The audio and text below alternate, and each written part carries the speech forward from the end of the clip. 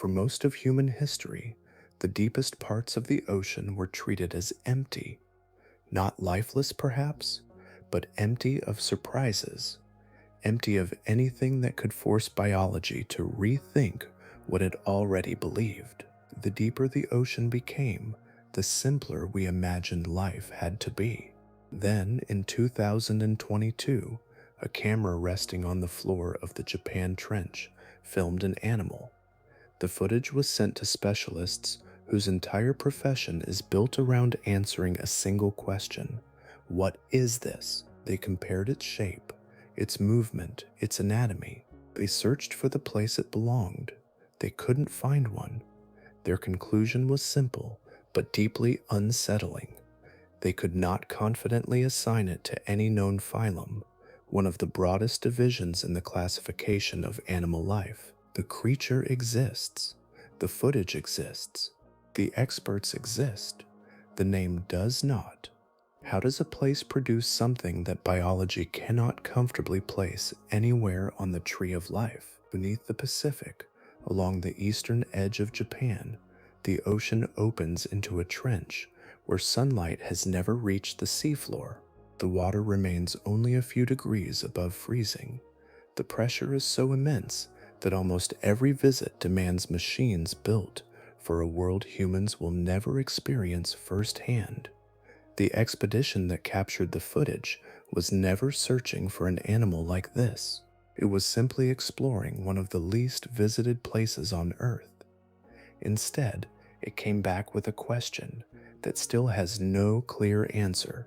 If you enjoy calm videos like this, please give this one a like and maybe subscribe. And let me know in the comments, what part of the world are you watching from? And is it day or night there right now? Now, let's make our way down into the Japan Trench, where something is still waiting in the dark. The shape of this place begins long before its floor comes into view. It begins with the slow movement of the planet itself, where the Pacific Plate slips beneath the Okhotsk microplate with a persistence measured across immense spans of time. Along the eastern edge of Japan, that gradual descent has carved a depression stretching for roughly 800 kilometers, which is about 497 miles. At its deepest measured point, the trench reaches 8,046 meters, that is nearly 26,398 feet. What appears on a map as a narrow line is in reality one of the deepest fractures anywhere beneath the world's oceans. Scientists place this immense depression within a special category known as the Hadal Zone. The name comes from Hades, the ancient Greek underworld, and it applies to every part of the ocean lying deeper than 6,000 meters, that is nearly 19,685 feet. Across the entire planet, only about 27 trenches descend into this realm. The Japan Trench belongs among the deepest of them, occupying a level of the ocean that remains far beyond the reach of ordinary exploration and separated from the familiar sea by an immense column of water. Conditions within the Hadal Zone differ so completely from those above that they form an environment with its own rules. The temperature remains between 1 degree Celsius, or 34 degrees Fahrenheit, and 2 degrees Celsius, or 36 degrees Fahrenheit. Those values change so little that countless generations of deep-dwelling organisms have existed without experiencing the seasonal rhythms familiar at the surface. Above them, storms rise and disappear, currents shift, and coastlines endure changing weather. None of those patterns reach this depth. Pressure becomes the defining presence.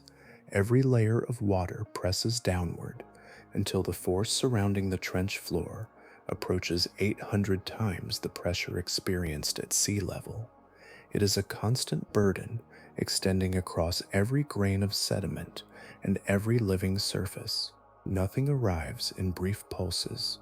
Nothing eases. The ocean itself becomes the surrounding landscape, pressing from every direction without interruption. Another absence shapes this world just as completely: Sunlight never arrives, not a weakened glow, not scattered rays passing through blue water, not even a single wandering photon has crossed the remaining distance to the trench floor since the ocean formed above it. The cycle that powers forests, coral reefs, grasslands, and nearly every familiar ecosystem ends thousands of meters higher in the water column. Photosynthesis cannot operate here because the energy required to begin it never appears. Life, however, does not disappear with the sunlight.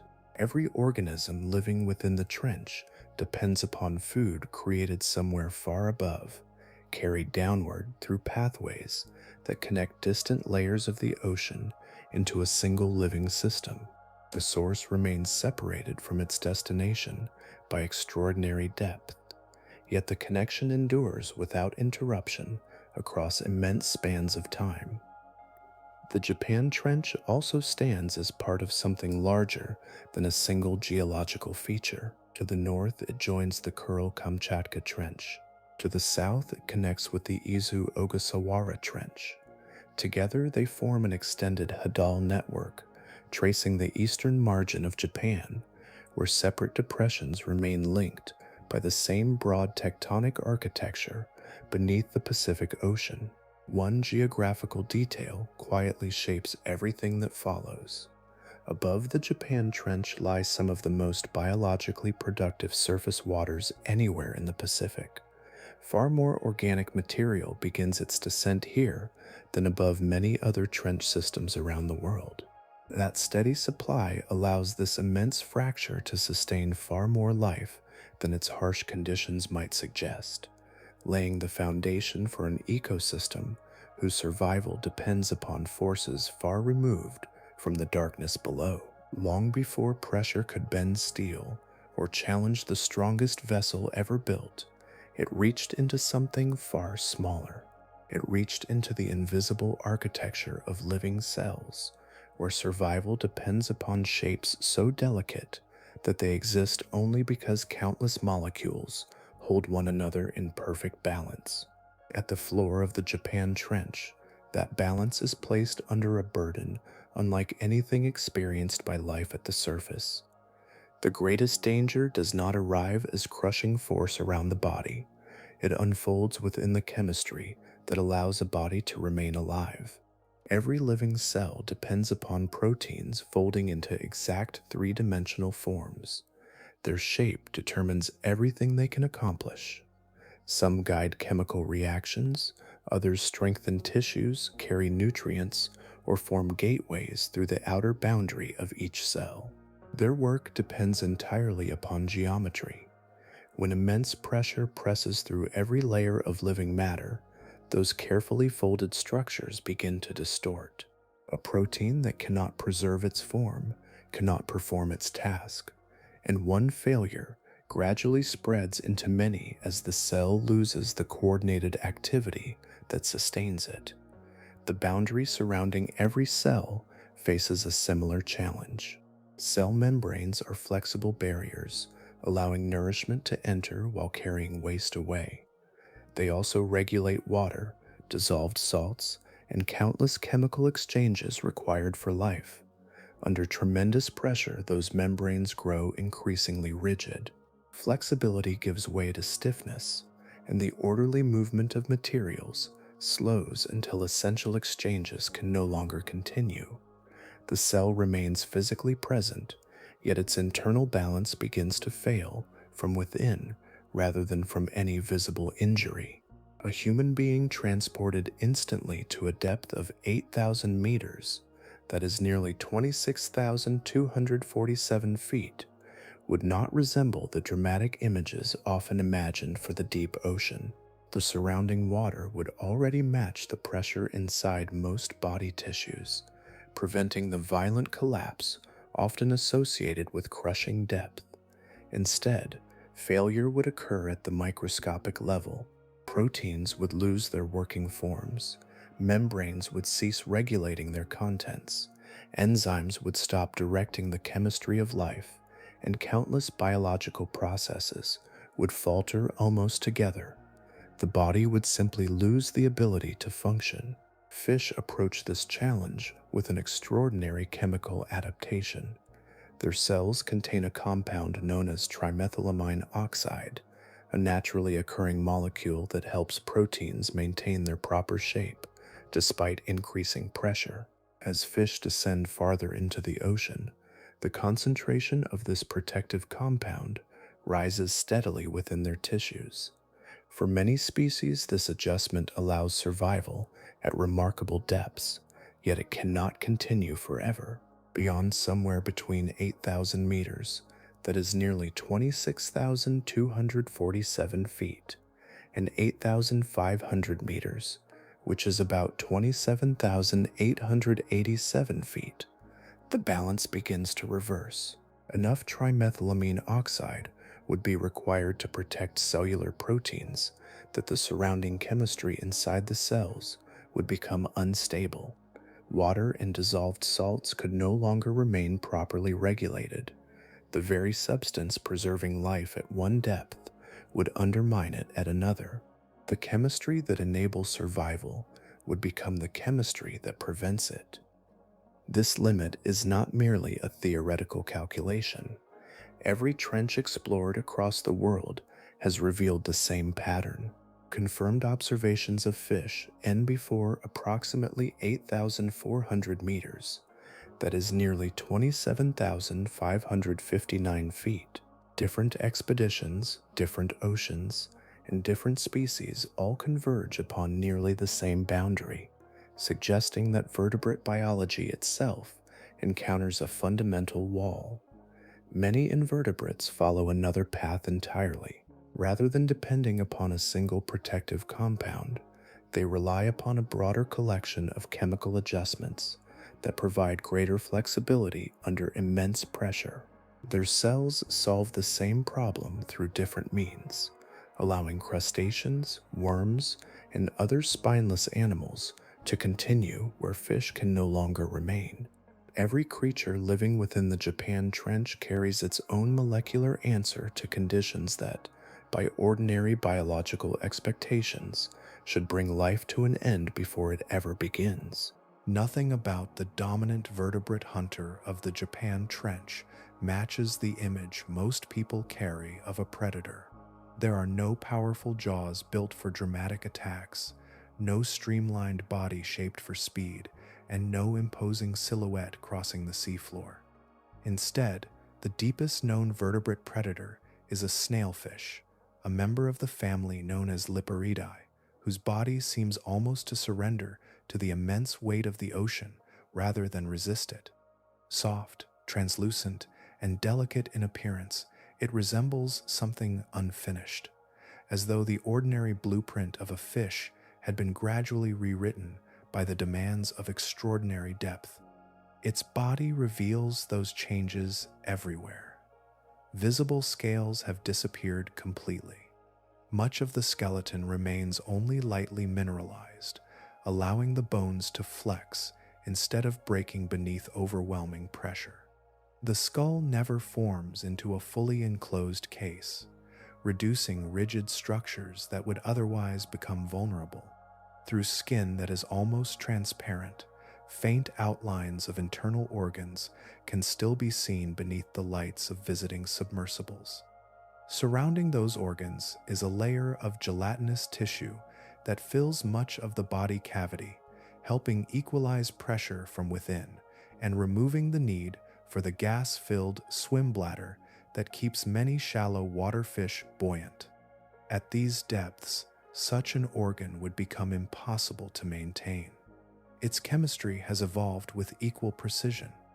Within the tissues of every hadal snailfish is an increasing concentration of trimethylamine oxide, the protective compound that stabilizes proteins against immense pressure. The deeper a snailfish lives, the more of this molecule its body contains. Researchers can estimate the depth inhabited by an individual simply by measuring that concentration. Near 8,000 meters, that is nearly 26,247 feet, the amount approaches the highest level that vertebrate biology appears capable of sustaining without disrupting the balance of the cells themselves. One observation brought this remarkable adaptation into sharper focus than ever before. A snailfish was recorded feeding at a depth of 8,336 meters, which is about 27,348 feet within the Japan Trench. It remains the deepest confirmed observation of any vertebrate anywhere on Earth. The fish was not drifting through the water or resting upon the sediment. It actively approached food placed by a baited observation platform, seized it, and continued searching for more. Every movement demonstrated that it remained a functioning predator at the very edge of what vertebrate life appears able to endure. Vision contributes almost nothing to that hunt. The eyes are greatly reduced and, in some individuals, nearly absent altogether. Instead, the snailfish depends upon the lateral line, a sensory system extending along the body that detects tiny disturbances moving through the surrounding water. The faint displacement created by a passing animal becomes enough to reveal direction and distance, allowing prey to be located without the need for sight. Most meals consist of amphipods, small crustaceans that gather wherever organic matter becomes available. The snailfish captures them through suction feeding, expanding its mouth with remarkable speed and creating a sudden pressure difference that draws prey inward. Once inside, a second set of jaws positioned deep within the throat crushes and secures the catch before it can escape. These pharyngeal jaws transform what appears to be a fragile fish into an efficient hunter perfectly matched to its environment. Even its lifespan reflects the restless character of the trench itself. Tiny structures within the inner ear preserve annual patterns of growth, much like the rings of a tree. Those records suggest that Hadal snailfish mature quickly and live comparatively brief lives. In a landscape repeatedly reshaped by geological upheaval, rapid generations offer resilience where longevity becomes a disadvantage. Then, almost imperceptibly, the boundary arrives. Beyond approximately 8,400 meters, that is nearly 27,559 feet, confirmed vertebrate life disappears.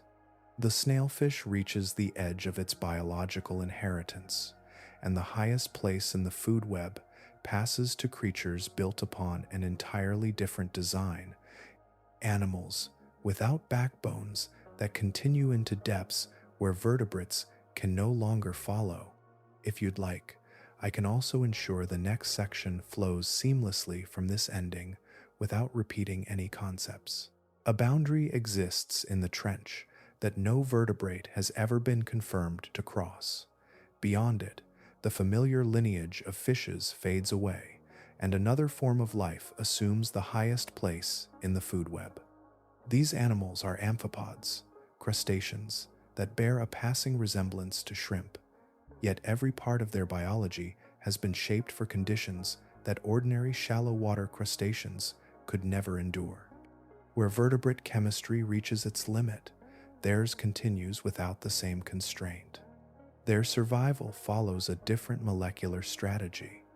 Instead of depending upon a single protective compound whose concentration eventually becomes harmful, amphipods rely upon a broader collection of biochemical adjustments that preserve the function of their cells beneath overwhelming pressure. This flexibility allows them to thrive at depths greater than 8,500 meters, which is about 27,887 feet, where vertebrate hunters no longer appear. In this lower world, they are no longer supporting characters within the ecosystem. They become its dominant, mobile animals. Food remains unpredictable even here. Days, weeks, or even months may pass before a substantial source of nourishment reaches the trench floor. When it finally arrives, hesitation carries a heavy cost. Baited observation platforms, lowered by researchers, reveal the remarkable efficiency of these crustaceans. Within only a few hours, what had seemed like an empty landscape becomes crowded with moving bodies converging from every direction. Invisible chemical traces drifting through the water guide them with astonishing precision toward even the smallest opportunity. Among the most abundant scavengers are amphipods, belonging to the genus Hirondelle. Though individually small, they form dense gatherings capable of reducing a fallen animal to scattered remains within a surprisingly short span of time. Their bodies are adapted for cold water, relentless pressure, and an existence built upon brief moments of abundance separated by long intervals of scarcity. Every successful meal must provide enough energy to sustain an uncertain future. Yet the Japan Trench is also home to something far larger. During the expedition, carried out in 2022, researchers documented the remarkable species known as Alicella gigantea across each of Japan's deepest trench systems. This enormous amphipod reaches approximately 34 centimeters in length, which is about 13 inches. Its size approaches that of a large human forearm, transforming a creature that might ordinarily pass unnoticed into one of the most imposing animals inhabiting the deepest ocean. Although Alicella gigantea feeds primarily as a scavenger, its role extends beyond the familiar image of an animal consuming leftovers. Beneath the vertebrate depth limit, scavengers occupy the highest functional position within the ecosystem because no larger predators remain to dominate them. Any substantial source of organic matter attracts immediate competition, and individuals must secure food before rivals consume it. Strength, speed, and persistence become valuable advantages even in an environment where opportunities appear only occasionally. Its unusual size reflects a broader biological pattern known as deep sea gigantism. Across several groups of invertebrates, species living at extreme depth often grow much larger than their relatives inhabiting shallower waters. The precise cause remains uncertain, though several explanations continue to receive careful study. Reduced pressure from predators may allow individuals to survive long enough for prolonged growth. Persistently low temperatures, slow metabolism, potentially extending lifespan. The shape of the trench itself may also concentrate valuable organic material, allowing some animals to gather more energy over many years than would otherwise be possible. Far from drifting aimlessly across an empty plain, amphipods display constant competition whenever nourishment appears. They climb over one another, push rivals aside, and consume every available fragment with remarkable speed. Their abundance reveals that the deepest reaches of the Japan Trench are sustained by a reliable supply of energy arriving from somewhere beyond the darkness below, supporting a community whose activity is far greater than early assumptions about the Hadal world ever imagined. If you want, I can also make the transition into Section 6 especially seamless, so the discussion of marine snow feels like a natural continuation rather than a topic change. Every meal consumed at the bottom of the Japan Trench begins its journey beneath open water touched by the sunday. Nothing living on the trench floor can create its own food through photosynthesis, because the energy required for that process never reaches such extraordinary depths. Every calorie available within this hidden ecosystem is borrowed from the distant surface, beginning a descent that unfolds gradually through layer after layer of the ocean before finally arriving far below. Scientists call this endless downward drift marine snow. The name captures its gentle pace rather than its appearance, for these falling particles are not frozen crystals but tiny fragments of life and decay. Dead phytoplankton, pieces of animal waste, shed mucus, clumps of bacteria bound together by natural organic material, microscopic shells, and countless other particles begin settling through the water every moment of every day. What appears insignificant by itself becomes, through constant accumulation, the primary food supply for one of the deepest ecosystems on Earth. The journey is remarkably long.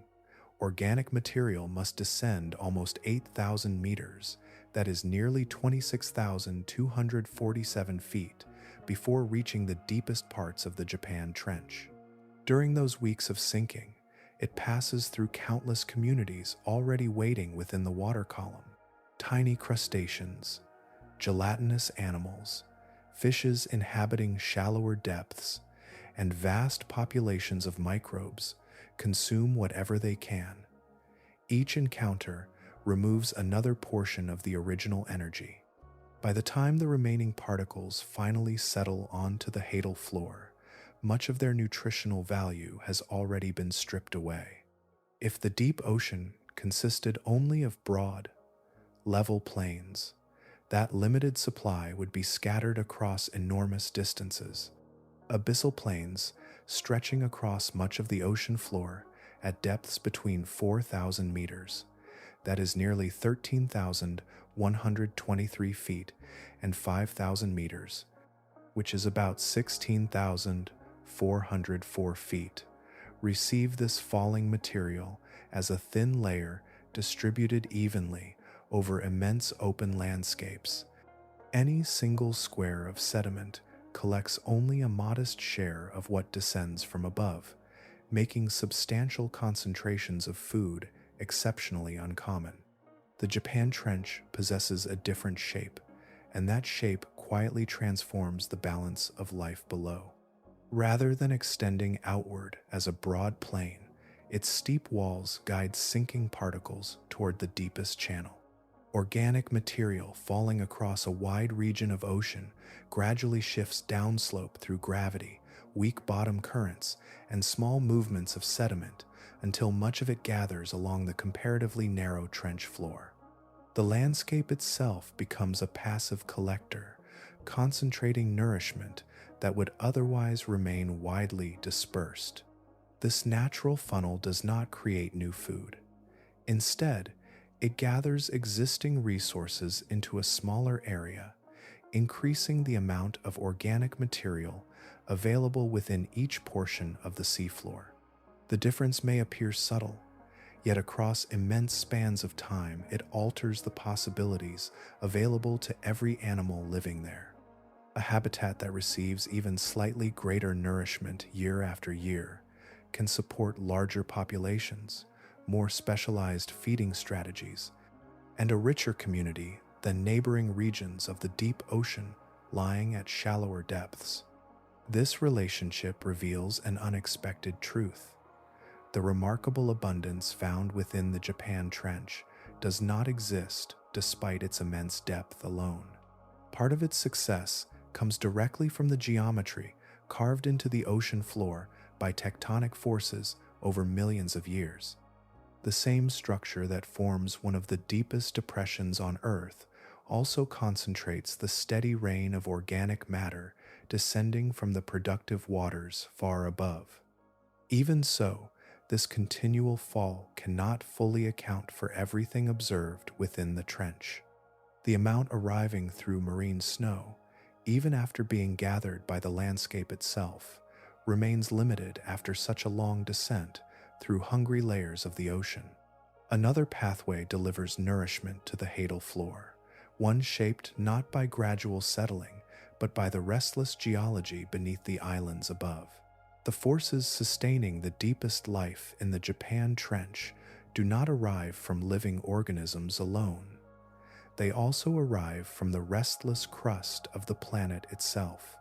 Far beneath the islands of Japan, the Pacific Plate continues its gradual descent beneath the Okhotsk microplate. Most of the time, that movement is almost imperceptible, yet the strain accumulating between the plates cannot remain stored forever. When it is finally released, the ocean floor shifts in moments, and the landscape of the trench begins another cycle that has shaped its ecosystem for thousands of years. A powerful earthquake does more than fracture rock. It unsettles the thick layers of sediment coating the steep walls that descend toward the deepest channel. Material that had rested in place for years or even centuries suddenly loses its stability.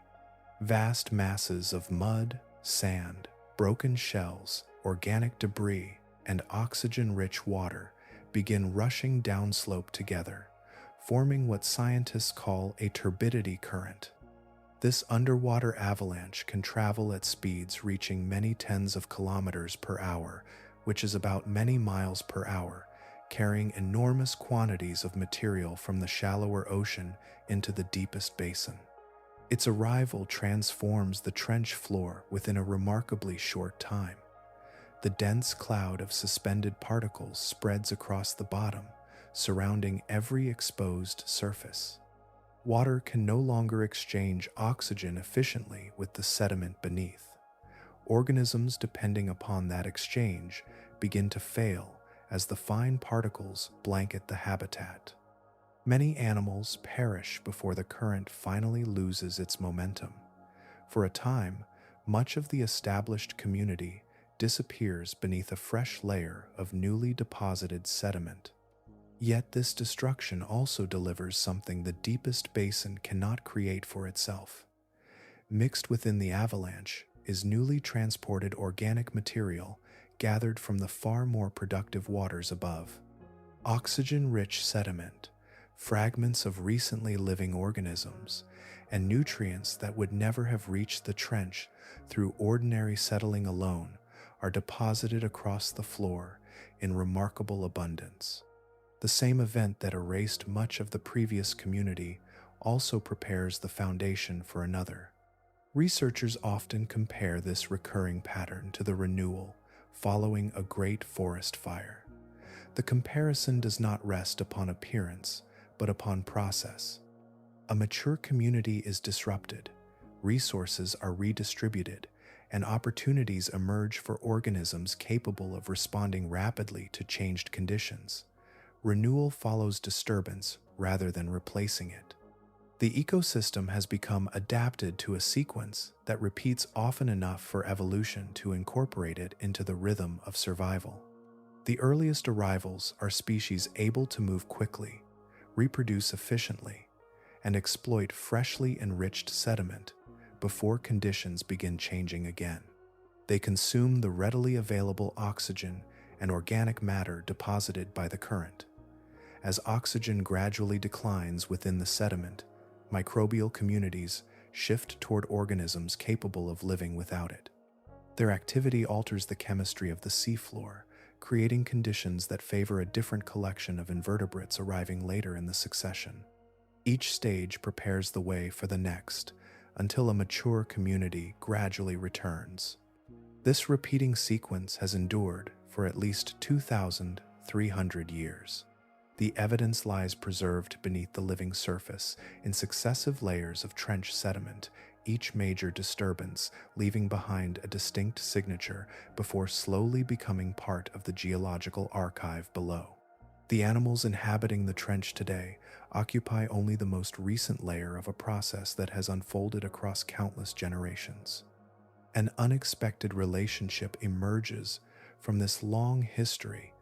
The same tectonic forces responsible for some of the most destructive earthquakes affecting Japan also sustain the richest known hadal ecosystem in the western Pacific Ocean. Geological instability does not merely coexist with life in the trench. It continually renews the conditions that allow that life to flourish, binding destruction and nourishment into a single enduring cycle that has become one of the defining characteristics of the deepest ocean. The first footprints across newly settled sediment are not left by the swiftest hunters. They belong to slow-moving animals whose importance becomes visible only when the rhythm of the trench is understood. After each great pulse of geological renewal, before dense gatherings of amphipods arrive in force, and before vertebrate predators return to patrol the seafloor, sea cucumbers begin crossing the fresh deposits, becoming the earliest large animals to reclaim the transformed landscape. Sea cucumbers belong to the echinoderms, the same ancient branch of animal life that also includes sea stars and sea urchins. Their bodies are soft rather than armored, flexible rather than rigid, allowing them to move steadily across the sediment without disturbing it more than necessary. They do not pursue prey or compete through speed. Instead, they feed directly upon the seafloor itself, taking mouthful after mouthful of sediment into their digestive system and separating tiny fragments of organic material from the surrounding mud. What remains after digestion is returned to the surface, gradually reshaped by the steady passage of countless individuals. This method of feeding makes them among the earliest beneficiaries of every turbidity event. Freshly deposited sediment arrives carrying organic matter transported from shallower waters, and sea cucumbers begin processing it almost immediately. They require no large carcass to sustain them, and no concentration of living prey. The entire surface becomes their food source. As they move, they recycle nutrients, mix recently delivered material into the upper layers of the sediment, and begin the long biological recovery of the trench floor, one mouthful at a time. The Japan Trench supports unusually large populations of these animals when compared with neighboring Hadal systems. The contrast becomes especially clear beside the Ryukyu Trench, where the supply of organic material descending from above is much smaller. There, sea cucumbers are comparatively scarce, while other groups occupy the ecological roles that dominate under leaner conditions. The difference between the two trenches demonstrates that food delivery, rather than depth alone, determines which animals ultimately become most abundant. Each earthquake-driven renewal therefore leaves its own biological signature. Greater delivery of nutrient-rich sediment supports larger populations of sea cucumbers. Fewer replenishing events favor communities adapted to prolonged scarcity. The geology beneath the ocean floor quietly shapes the composition of life above it, guiding entire ecosystems through differences in the amount of nourishment each trench receives across centuries. As sea cucumbers continue feeding, another transformation begins beneath the surface.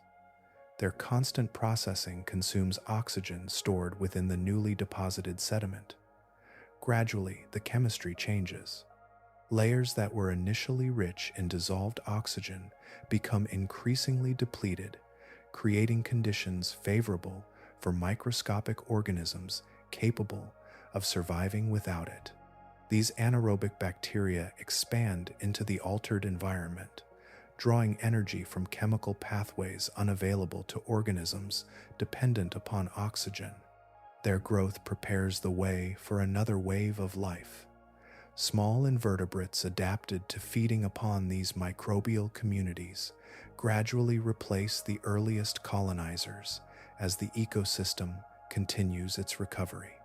One group modifies the habitat for the next, each stage emerging from the changes produced by those before it.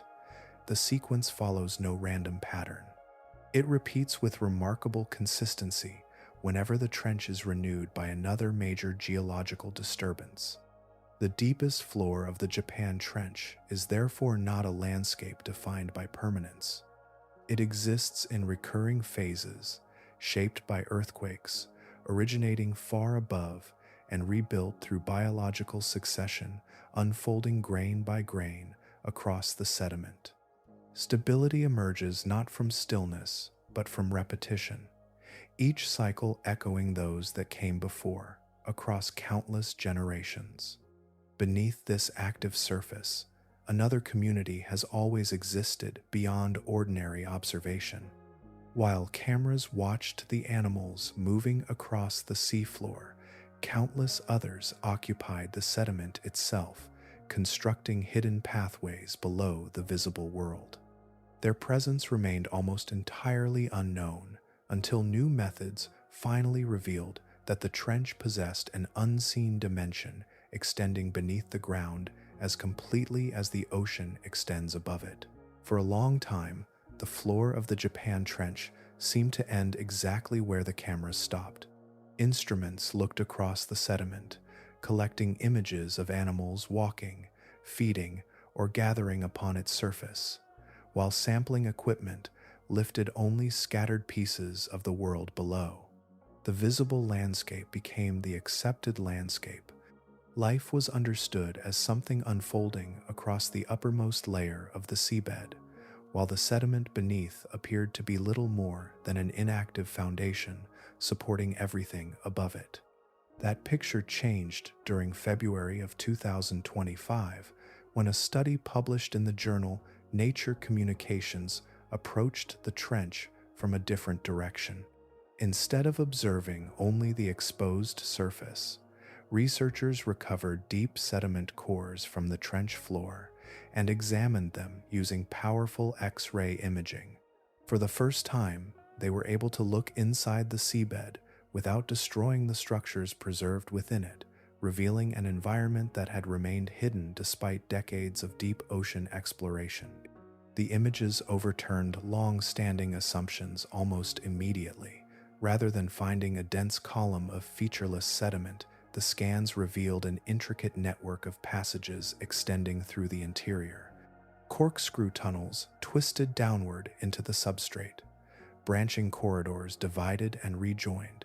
Rounded chambers opened between narrow passages.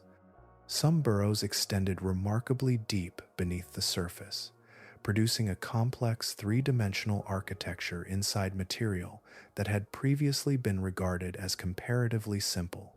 None of these structures formed naturally through shifting mud or settling sediment. They were built by living animals. Worm-like organisms excavated narrow tunnels through the compacted layers, while sea cucumbers occupied and reshaped portions of the interior as they fed and moved below the surface.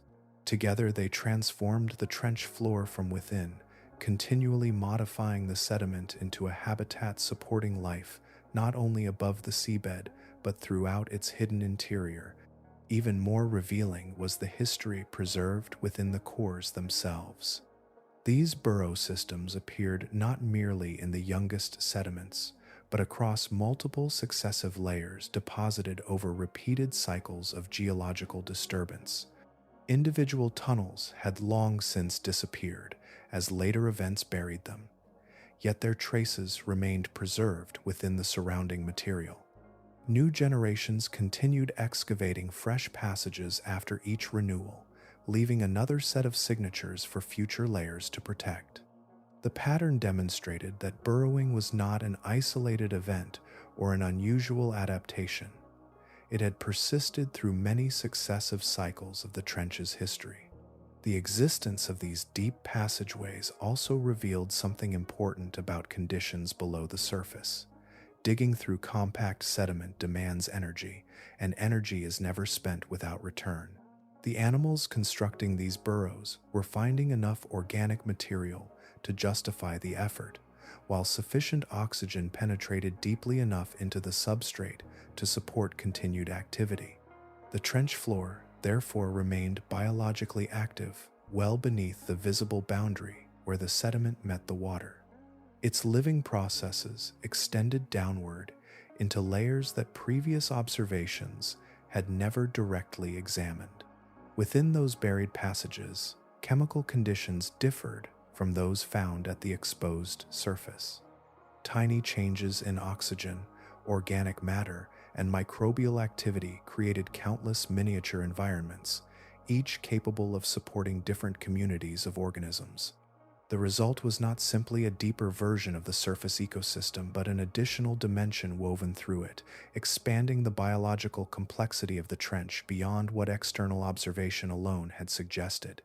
This discovery reshaped the understanding of the Japan Trench in a fundamental way. The ecosystem no longer consisted only of animals moving across the seabed beneath the immense weight of the ocean. It also included a hidden population living inside the ground itself, continually engineering the sediment through countless generations. Beneath the visible landscape lay another inhabited world, concealed within the trench floor until new methods finally allowed scientists to look beyond its surface and recognize that the deepest ecosystem on Earth possessed an interior every bit as alive as the world above it. The discoveries that reshaped scientific understanding of the Japan Trench did not begin beneath the ocean. They began aboard a research vessel crossing the Western Pacific during the month of August in the year 2022. For 2 months, the vessel known as Deep Submergence Support Vessel Pressure Drop traveled between the Japan Trench, the Ryukyu Trench, and the Izu Ogasawara Trench, examining 3 connected Haddle systems that had long remained among the least explored places on the planet. The expedition brought together researchers from the Mindaru University of Western Australia Deep Sea Research Centre at the University of Western Australia and the Tokyo University of Marine Science and Technology. Their work was supported by Caledon Oceanic and Inkfish, organizations committed to expanding exploration of the deepest parts of the ocean. Rather than focusing upon a single remarkable dive, the mission was designed to build the broadest visual survey yet assembled across these neighboring trench systems, allowing each landscape to be compared with the others under the same methods of observation.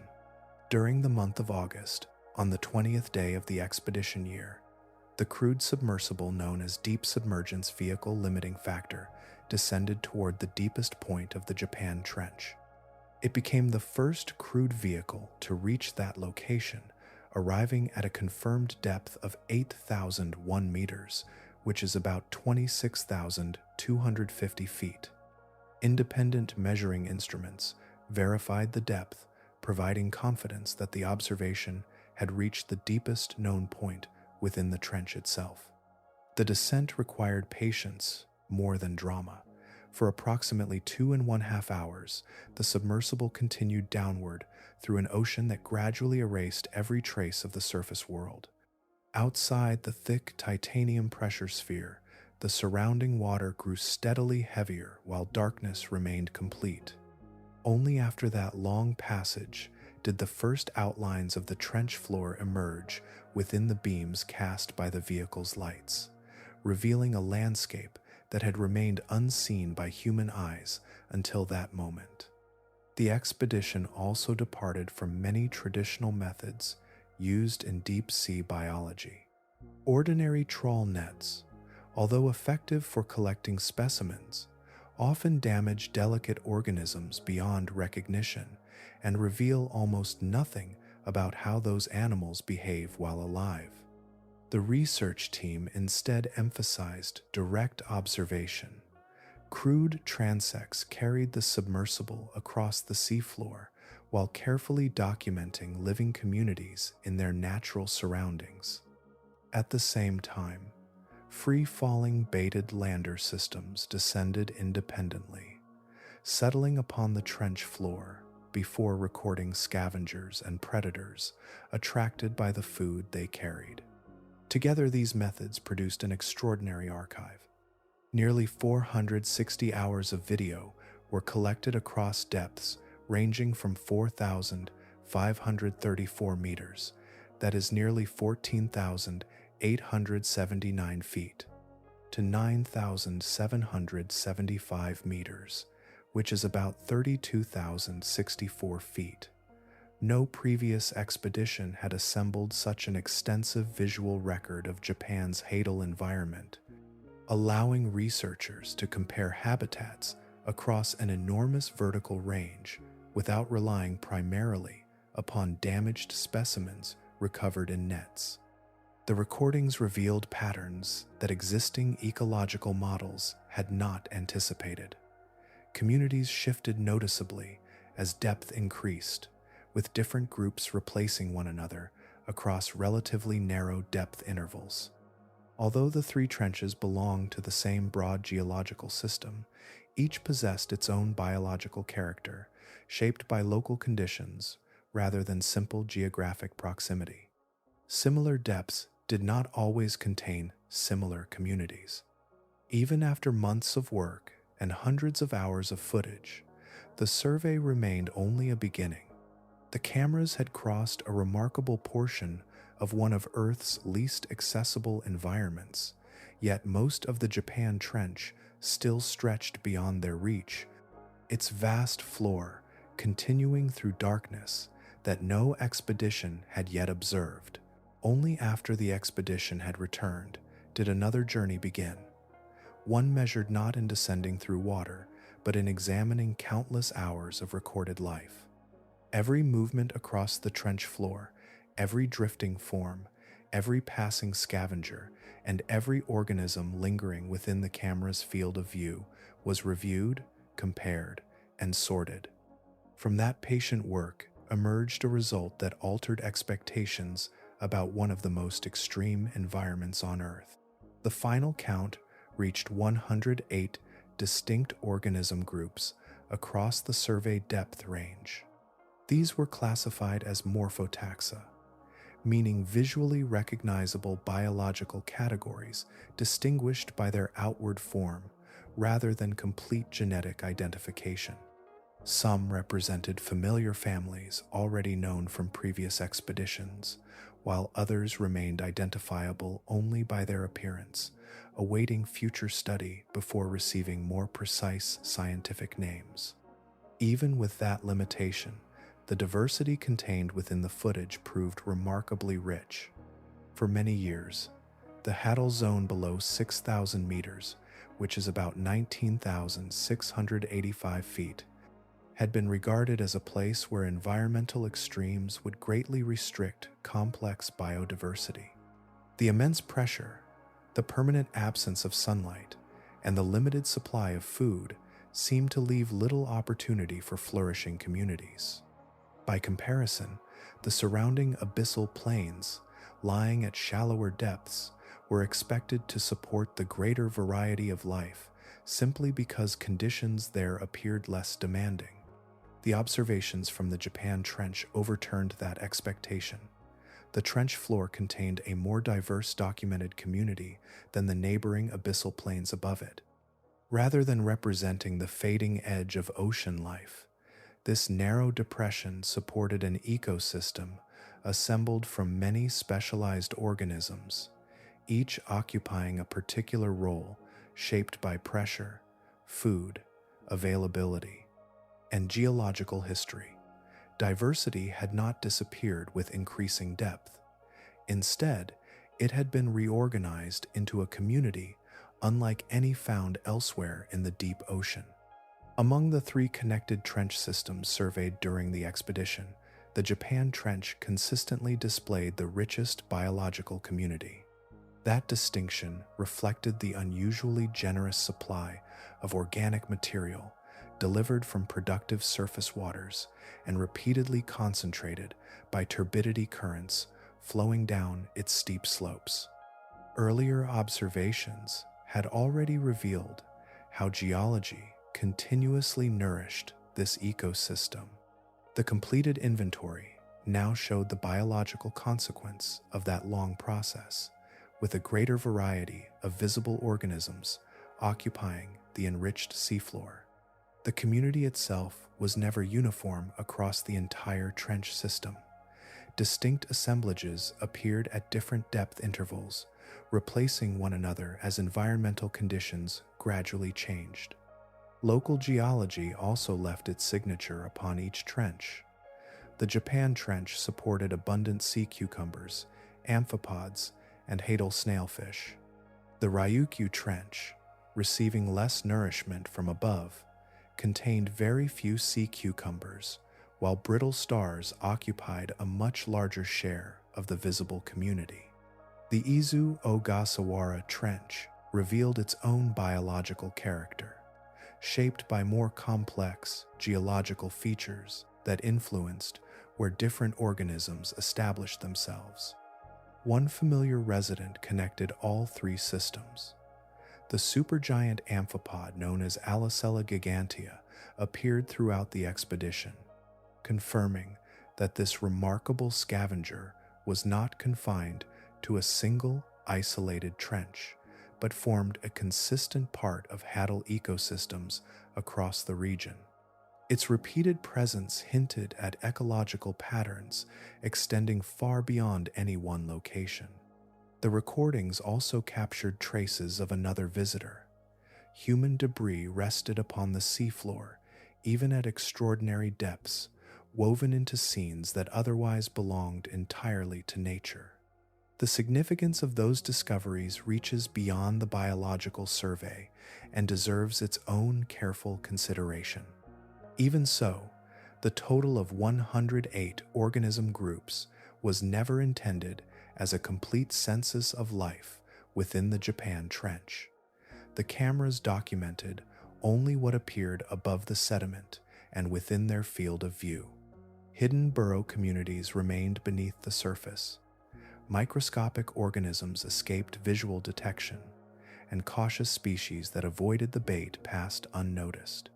The inventory marked not the boundary of knowledge, but the outline of a world whose greater richness still waits beneath the seafloor. Long after the measurements had been compared and the broader patterns had begun to emerge, one observation continued to draw scientists back to a single moment recorded on the trench floor. It was not remarkable because of the size of the animal or the rarity of its appearance. Its importance rested entirely upon where it lived and what that location revealed about the outer boundary of vertebrate life. The fish belonged to the genus Pseudoliparus. Under the illumination of the descending lander, its body appeared almost translucent, with faint outlines of internal organs showing through delicate skin. Its eyes were greatly reduced, reflecting an environment where vision no longer offered meaningful advantage. Every feature carried the signature of immense depth, shaped over countless generations by conditions that had transformed an ordinary fish into something almost weightless in appearance, yet exceptionally specialized in function. Most important of all was its behavior. The animal was not suspended motionless in the water, nor resting upon the sediment. It actively approached the baited lander, pursued food with clear purpose, and consumed it. The recording captured a functioning predator carrying out ordinary feeding behavior at a depth of 8,336 meters, which is about 27,348 feet. That location lies only about 64 meters, which is about 210 feet, to 164 meters, which is about 538 feet, from the theoretical depth limit predicted for vertebrate fishes. Everything known about pressure adaptation suggests that the tissues of such a fish exist at the very edge of biological possibility. The protective molecule called trimethylamine N-oxide is understood to increase steadily as snailfish occupy greater depths. If the concentration within this individual had been measured directly, it would almost certainly have approached the highest level believed to remain biologically sustainable. Beyond that point, the chemistry that shields proteins from pressure would begin creating new physiological problems of its own, leaving vertebrate biology caught between opposing limits that cannot both be overcome. Its skeleton reflected the same balance between strength and survival. The bones contained so little mineral material that they remained flexible under crushing pressure, avoiding the brittleness that denser skeletons would experience. That adaptation came with an unusual consequence. After death, very little of the skeleton would remain intact. Instead of entering the fossil record, the body would gradually disappear into the chemistry of the trench. Countless generations may have lived and died across immense spans of time without leaving enduring skeletal evidence for future discovery. The achievement becomes even clearer when viewed beside the previous record. In October of 2008, a scientific collaboration between researchers from the United Kingdom and Japan documented a shoal of snailfish within the Japan Trench at a depth of 7,700 700 meters, which is about 25,262 feet. At that time, the observation represented the deepest confirmed record of any living fish. The expedition completed in 2022 extended that verified limit by 636 meters, which is about 2,087 feet. A substantial advance within a region where every additional meter presses against the known limits of vertebrate survival. For that reason, the observation carries meaning far beyond the setting of another record. It stands as a carefully documented point within an ongoing scientific examination of where the vertebrate boundary truly exists. Every confirmed sighting near this extreme either strengthens or weakens the current understanding of pressure adaptation. This individual strengthened it. No confirmed observation of any fish has ever been made below 8,400 meters, which is about 27,559 feet. Between the deepest known vertebrate and the predicted biological boundary remains only a remarkably narrow margin, a distance almost insignificant beside the vast scale of the trench itself. The descent continued beyond the familiar boundary, where even the deepest living fishes disappeared from the record. Beneath that invisible threshold, the landscape changed again. The trench walls opened onto rocky terraces surrounding the base of the Boso Triple Junction, a place where three tectonic plates meet beneath the Western Pacific. At a depth of 9,137 meters, which is about 29,980 feet, the submersible entered a scene that none of the researchers had anticipated. Spread across the exposed rock was an immense congregation of stalked crinoids. More than 1,500 individuals occupied the terraces, each anchored firmly to the stone below, while extending a graceful crown of feathery arms into the passing water. The formation stretched across the seafloor with remarkable continuity, each animal positioned where the surrounding currents could deliver the greatest supply of suspended nourishment. Even within one of the harshest environments on Earth, the arrangement possessed an unexpected order that emerged entirely through natural processes. The description chosen by the expedition team was neither poetic nor exaggerated. They called it a crinoid meadow because that was precisely what the cameras revealed. The organisms formed a dense biological community rooted to the rocky substrate, covering the terraces in a pattern more commonly associated with flourishing habitats much closer to the surface. Individual animals remained fixed in place, yet together they created a living landscape whose structure extended far beyond any solitary organism. Crinoids belong to one of the oldest surviving body plans in the history of animal life.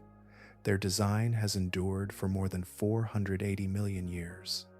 A flexible stalk secures the body to the seafloor, while a crown of branching arms captures drifting organic particles carried by surrounding water.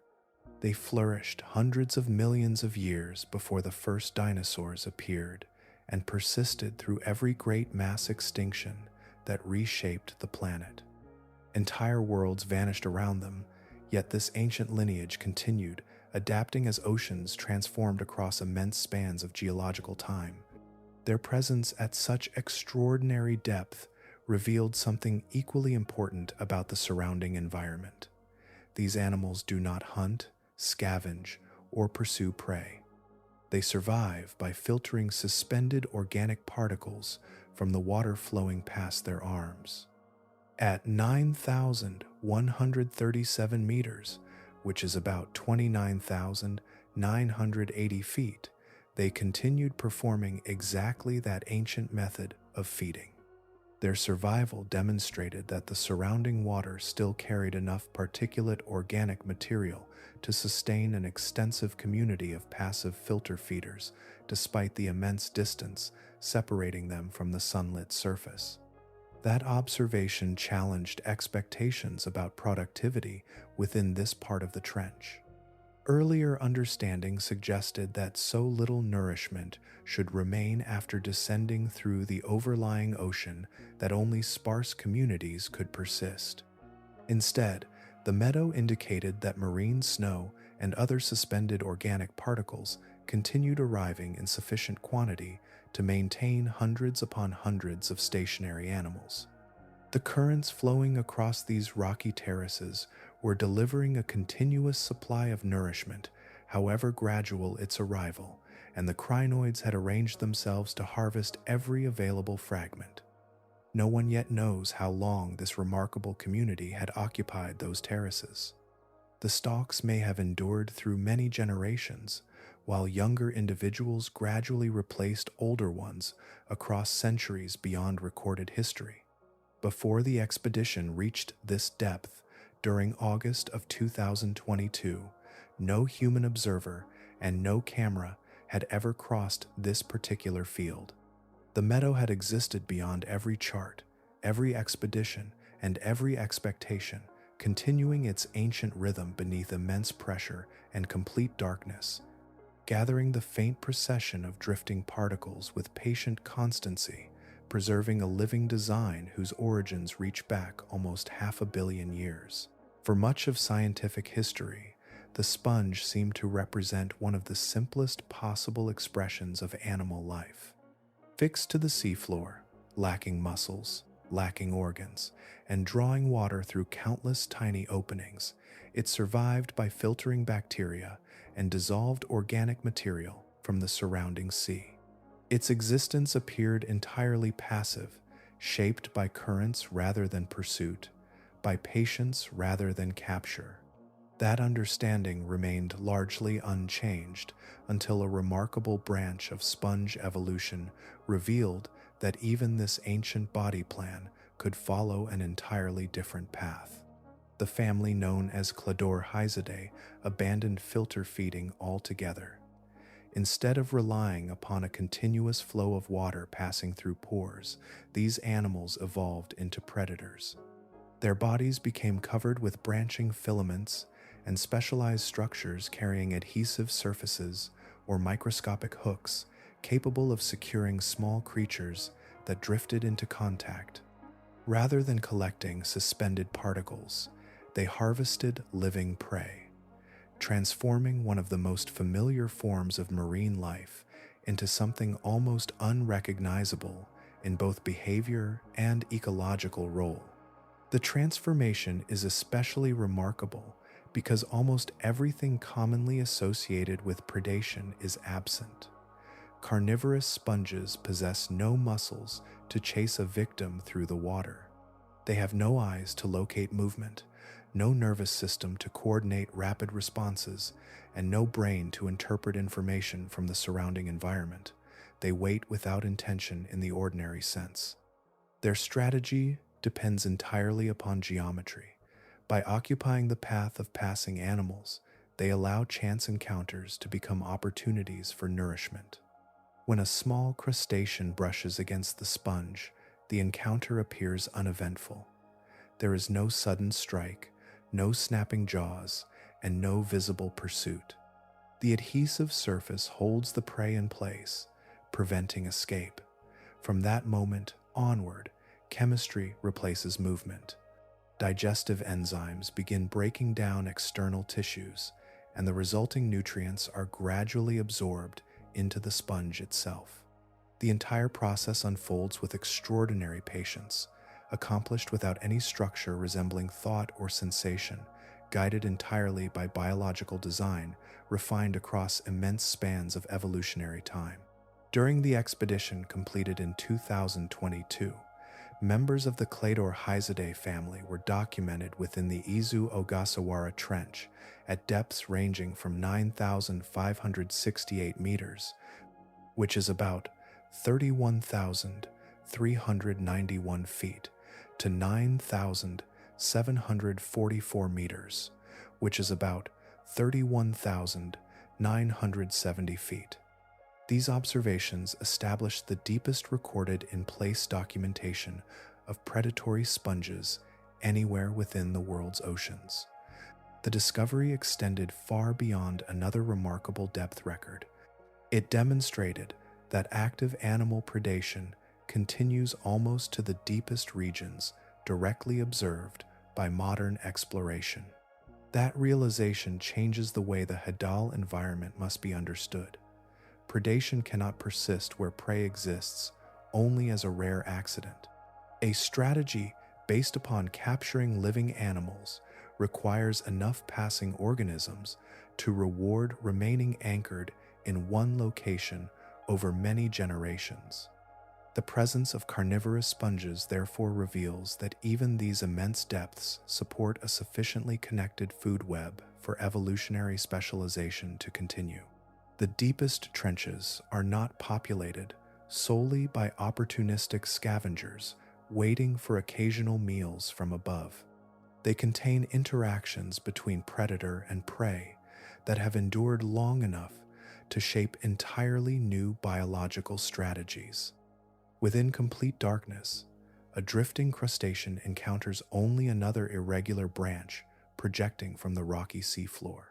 There is no warning carried by light, no rapid movement to announce danger, and no visible expression of intent. Contact alone determines the outcome. The sponge simply remains where it has always been, holding its place against the rock while digestion proceeds through chemical persistence rather than physical force. Even here, where survival depends upon extraordinary adaptation, evolution continues, discovering pathways that appear almost impossible until they are finally observed.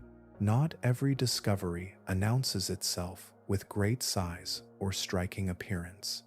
Some arrive as a few moments of recorded movement, examined again and again until certainty begins to dissolve instead of strengthen. Among everything returned from the expedition, from newly documented communities to extraordinary depth records, one sequence resisted every familiar explanation. It did not become remarkable because scientists understood it. It became remarkable because they did not. Near a depth of 9,000 meters, which is about 29,528 feet, within the Ryukyu Trench, cameras recorded an animal moving across the seafloor. At first glance, it appeared to be another inhabitant of an environment already filled with unfamiliar forms. Yet careful examination transformed an ordinary observation into one of the most intriguing results of the entire survey. The footage passed from the expedition team to specialists whose professional lives revolve around recognizing the countless variations of marine life.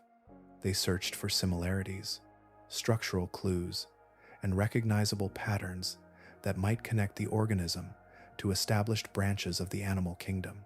Their conclusion was unexpectedly restrained. They could not confidently assign the animal to any known phylum. That statement carries unusual weight because a phylum is among the broadest divisions in biological classification. Species may differ only in small details. Genera gather together closely related species. Families unite broader lineages. A phylum reaches much deeper into evolutionary history, grouping animals that share a fundamental architectural plan inherited across immense spans of time. Vertebrates belong to one phylum, mollusks belong to another, echinoderms occupy another still. Across the living world, only about 35 recognized animal phyla have been described. This mysterious organism could not be placed with confidence into any of them using the available evidence. The process behind such a judgment is methodical rather than dramatic. Specialists compare every visible characteristic that the images can reveal. They examine overall body shape, patterns of symmetry, external structures, methods of movement, and relationships among visible anatomical features. Each observation is weighed against an enormous body of scientific knowledge collected over generations of exploration. In this case, every comparison reached the same limitation. The available images refused to settle into a convincing match with any established framework. Several possibilities remain consistent with the evidence. The animal may belong to a phylum already known to science, while millions of years of isolation beneath extraordinary pressure gradually reshaped its appearance until familiar characteristics became difficult to recognize. Evolution within the hadal environment has repeatedly produced forms unlike those inhabiting shallower seas, and extreme specialization can obscure relationships that once appeared obvious. Footage alone cannot resolve such uncertainty. To answer the question with confidence would require a physical specimen. Researchers would need to examine tissues directly, study microscopic anatomy, and recover genetic material capable of revealing evolutionary relationships hidden beneath outward appearance. Without those lines of evidence, morphology alone reaches its natural limit, leaving the organism suspended between recognition and mystery. Another possibility remains open within scientific discussion, although it has not been demonstrated. The animal could represent an entirely undescribed phylum, preserving a body plan never before documented by science. Such an outcome would reshape understanding of animal evolution, revealing that one of the deepest environments on Earth had sheltered a fundamental branch of life beyond human awareness. At present, this remains only a possibility, neither confirmed nor dismissed, because the available evidence cannot support either conclusion. No specimen has yet been recovered from that encounter. The animal continues to exist only as recorded images crossing the darkness of the trench. Its anatomy, genetics, ancestry, and place within the history of life remain unwritten, waiting where the expedition first witnessed it, far below the familiar boundaries of the living world. Sometimes, the most important discovery is not a single animal, a remarkable landscape, or an unexpected record. Instead, it emerges only after hundreds of observations are placed beside one another until a larger design begins to appear. As the recordings from the expedition were studied in detail, an unexpected pattern slowly came into focus.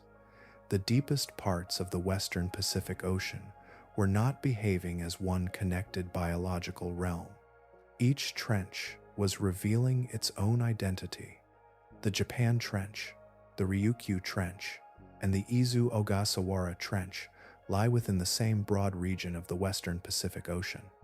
They are separated by hundreds of kilometers, which is about 124 miles, rather than immense oceanic distances. At first glance, it would seem reasonable to expect that animals capable of surviving such extraordinary pressure would spread freely between them, forming one continuous community. The evidence pointed somewhere else entirely.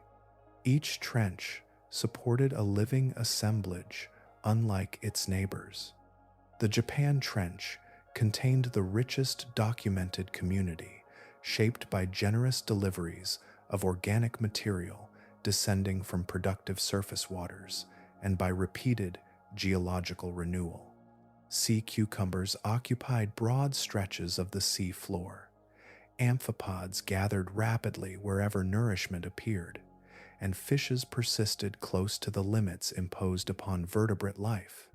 Together they formed a community, sustained by recurring cycles of destruction and renewal that had unfolded across many centuries. The Ryukyu Trench followed another path. Food reached its depths less frequently, and the abundance seen elsewhere faded into a different balance. Sea cucumbers became notably scarce, while brittle stars occupied a far greater share of the available habitat. The contrast suggested that even subtle differences in nutrient supply could reshape an entire ecosystem. Rather than supporting the same cast of organisms in smaller numbers, the trench favored different survivors whose life histories matched a leaner environment. Farther along the chain, the Izu-Ogasawara Trench revealed another variation. Its geology produced terraces, exposed rock, and changing patterns of water movement that created habitats unlike those found in neighboring systems. It was here that extensive fields of ancient crinoids extended across the bottom, and where carnivorous sponges occupied extraordinary depths. These communities reflected not only the availability of food, but also the structure of the landscape itself.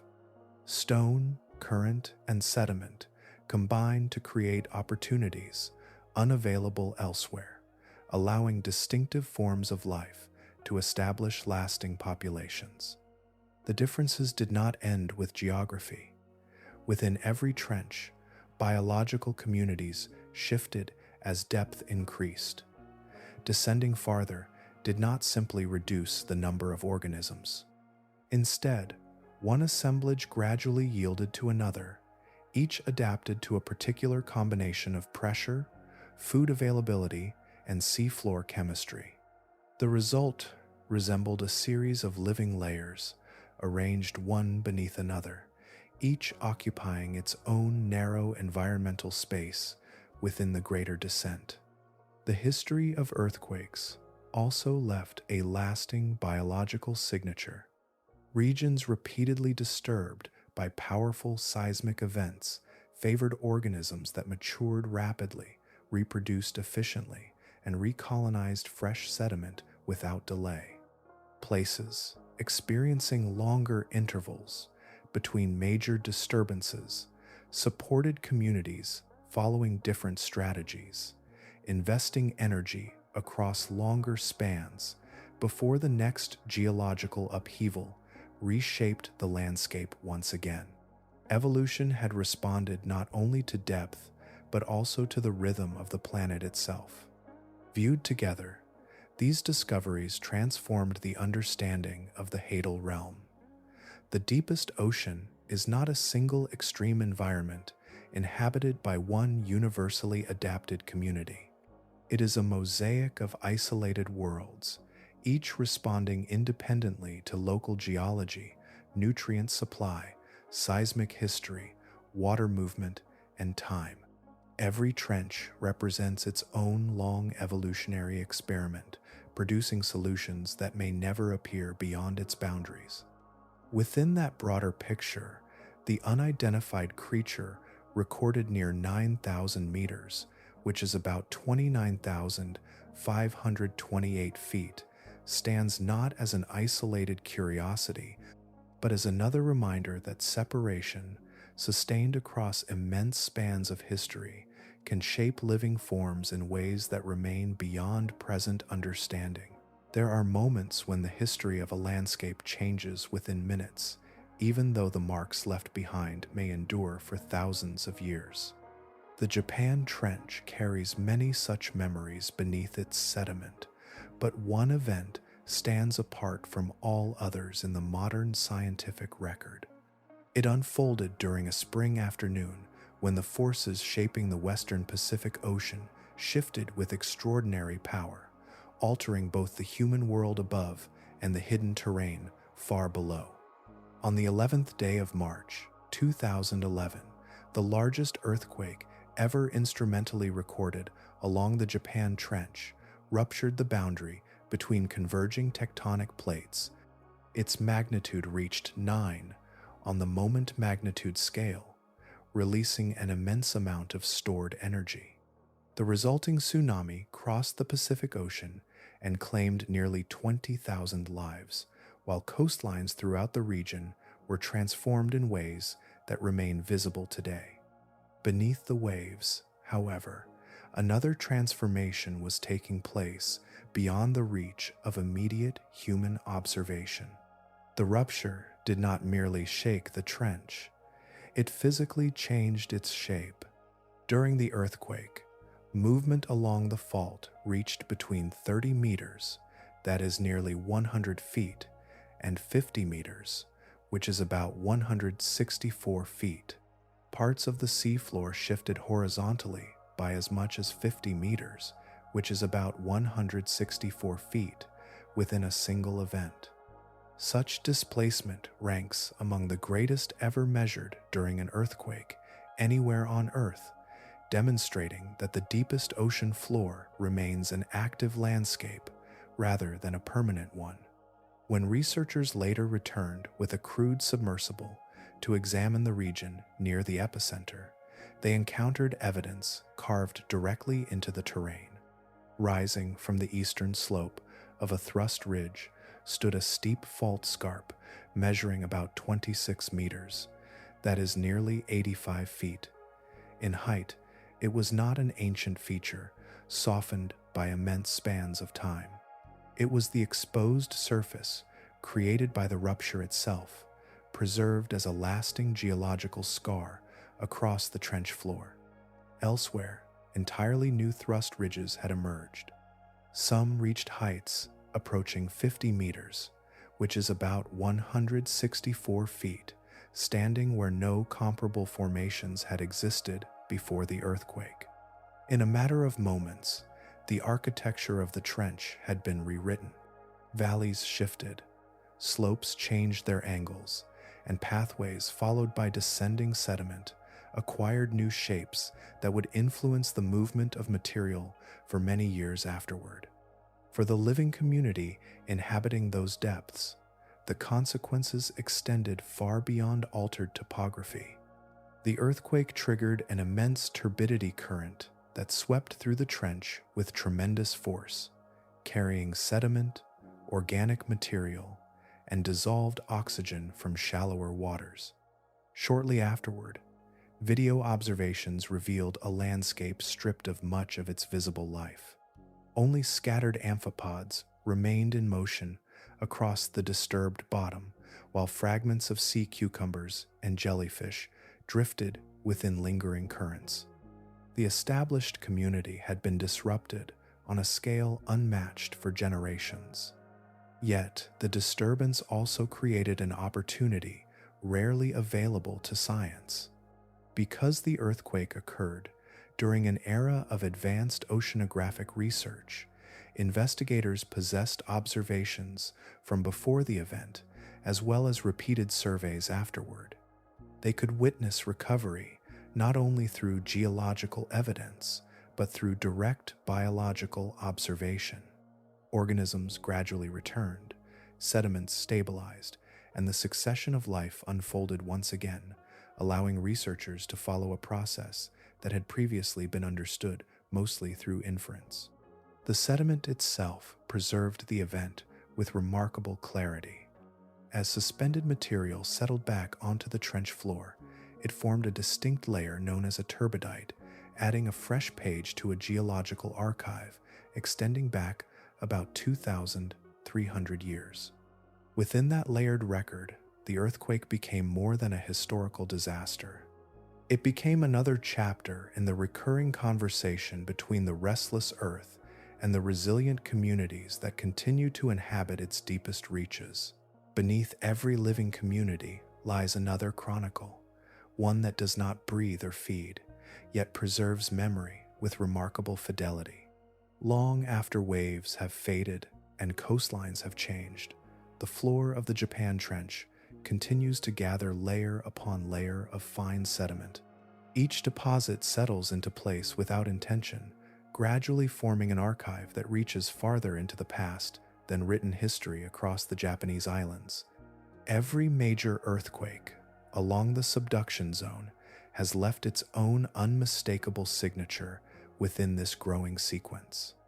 When powerful ruptures shake the sea floor, immense turbidity currents surge down the slopes, carrying sediment, fragments of organic material, and particles gathered from shallower regions. As those currents finally lose their momentum, they spread a distinctive layer across the trench floor. Once buried beneath later deposits, that layer becomes a preserved record of a single geological event, fixed within clay and mud where it can remain for thousands of years. Between these dramatic episodes, the trench returns to a slower rhythm. Fine particles drifting through the water settle gradually upon the bottom, creating broad intervals of hemipelagic mud. This steady accumulation separates one earthquake deposit from the next, producing alternating bands that resemble carefully arranged pages. The contrast between rapid deposition and gradual settling allows researchers to distinguish extraordinary moments from ordinary passage of time. The sequence unfolds not as a blurred mixture but as a readable history written by natural processes alone.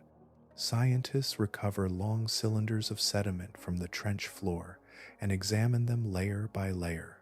Organic material preserved within those deposits contains traces of radioactive carbon that diminish at a predictable rate through time.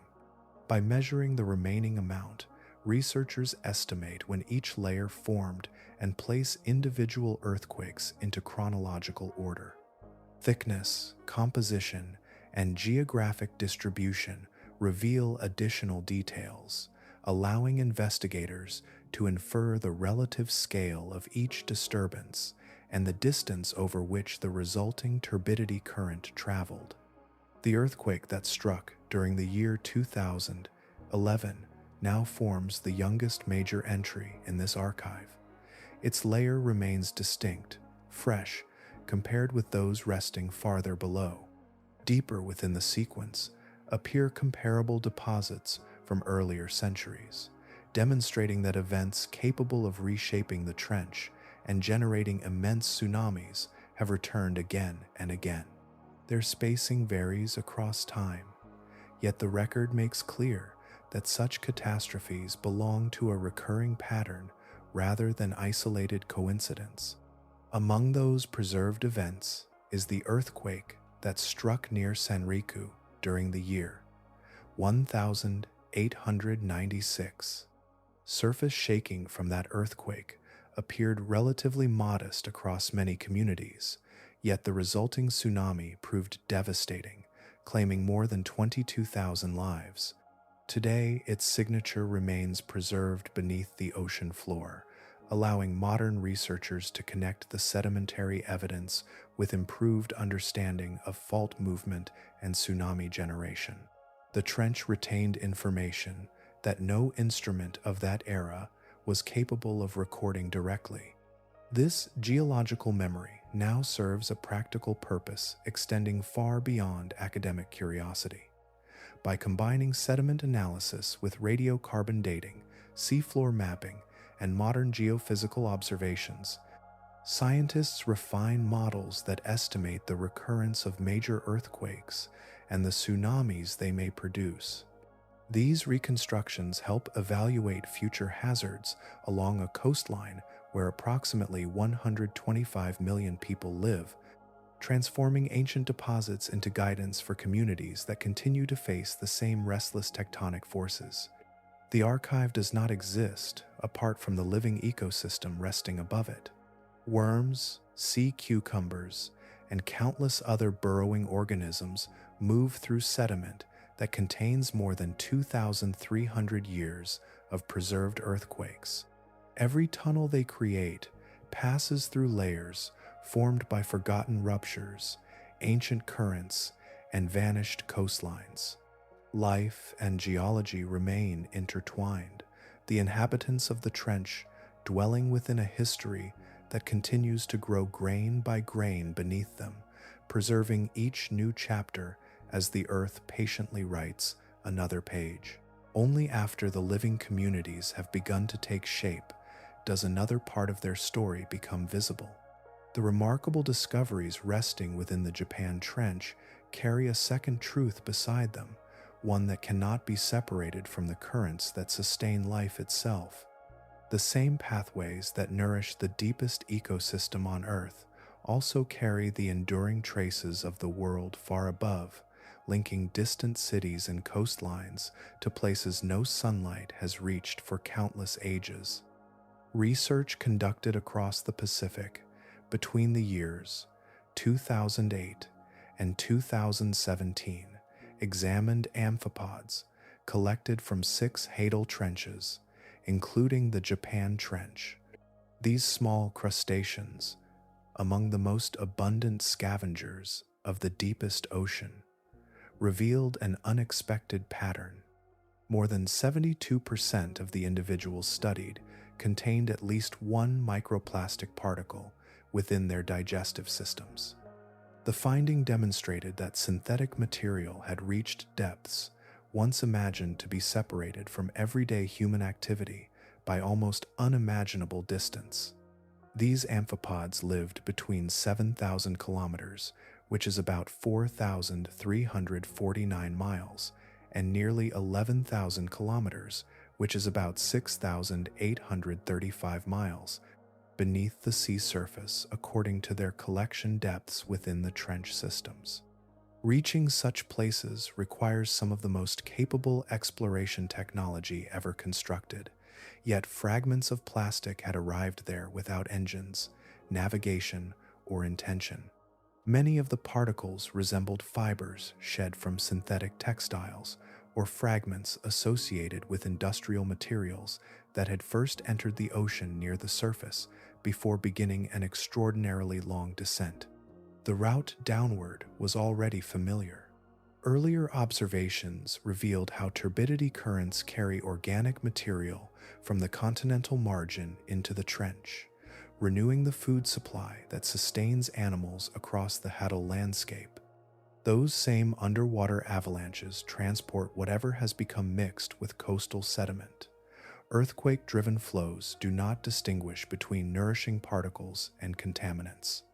Research published during the year 2026 confirmed that these sediment flows deliver industrial chemicals, including persistent organic pollutants, into the Hadal basins of the Japan Trench, where measurable concentrations become incorporated into the accumulating deposits below.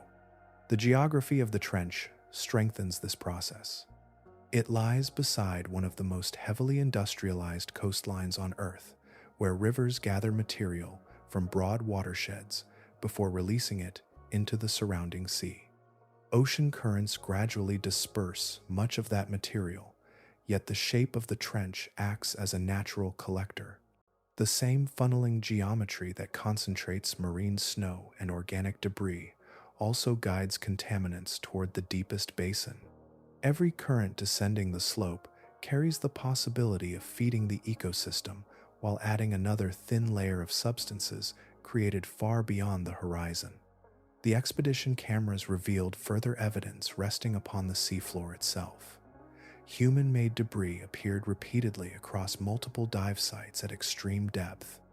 These objects did not appear as isolated curiosities, but as recurring elements within the landscape, scattered among rocks, sediment, and living communities. Their presence suggested that the influence of civilization had extended even into places where direct human visits remain exceptionally rare. By this point in the journey, the deepest basin no longer resembles an empty void separated from the familiar world above. It has become a connected destination where nutrients, sediment, organic remains, and pollutants all arrive through the same natural machinery. The creatures inhabiting the Japan Trench cannot choose which particles descend toward them. Their ecosystem has developed around a continuous rain of material from the ocean overhead, and that rain now carries the unmistakable imprint of the industrial age alongside the nourishment that has sustained deep life for countless generations. Some frontiers remain hidden, not because they are distant, but because reaching them demands machines that almost no nation or institution can build. The discoveries gathered from the Japan Trench during the expedition of the year 2022 existed behind an engineering barrier as formidable as the geological one, where every successful descent depended upon technology created for an environment unlike any other on Earth. The crewed vehicle that crossed this threshold was the Deep Submergence Vehicle Limiting Factor, one of the very few submersibles ever constructed for repeated journeys to full ocean depth. At its center rested a pressure sphere machined from titanium, its walls carefully formed to resist forces approaching 1,100 atmospheres. Every square surface of that sphere endured the accumulated weight of the ocean overhead, allowing two people and their instruments to remain protected while surrounded by conditions that would instantly destroy ordinary equipment. The descent toward the deepest part of the Japan Trench required about 2.5 hours. During that long passage, daylight disappeared completely, replaced by an immense water column extending upward for 8,000 kilometers, which is about 4,971 miles. Pressure increased without pause, while temperature remained only a few degrees above the freezing point of seawater. Communication with the research vessel did not resemble ordinary conversation. Messages traveled through acoustic systems, advancing gradually across the water, carrying only limited amounts of information. Continuous live video transmission from the trench floor remained beyond practical reach because seawater absorbs the signals required for such communication. Every component carried aboard the submersible demanded its own solution to the Hadal environment. Cameras required pressure-resistant housings. Light sources had to continue operating despite crushing external force and persistent cold. Electrical systems needed specialized protection because designs intended for shallower expeditions would fail long before reaching the deepest basin. Every seal, connector, viewing port, and scientific instrument represented years of testing, refinement, and careful manufacturing, each created for the single purpose of functioning where almost nothing built by human hands can survive. Alongside the crewed dives, another class of explorer descended alone. Baited lander systems fell freely through the water, carrying cameras and scientific sensors toward the trench floor. After completing their observations, these platforms released heavy ballast weights, allowing natural buoyancy to return them to the surface. Each deployment represented a calculated gamble. Recovery could never be guaranteed, and the loss of even one lander meant the disappearance of valuable equipment together with the observations it had collected in one of the least accessible places on the planet. Across 2 months of continuous work, the expedition assembled nearly 460 hours of visual observations. Those recordings embodied far more than time spent underwater. Behind every minute stood years of engineering development, extensive planning, repeated equipment testing, experienced crews, favorable weather, and the willingness to operate in conditions where mistakes become extraordinarily difficult to correct. The resulting archive became one of the most comprehensive visual records ever gathered from the Hadal world. Yet even that remarkable achievement illuminated only a fraction of the trench itself. The Japan Trench stretches for roughly 800 kilometers, which is about 497 miles, along the edge of the western Pacific Ocean. Most of that immense length has never entered the field of view of any camera or scientific instrument. The catalog of 108 recognizable organism groups reflects only the animals visible where observation became possible.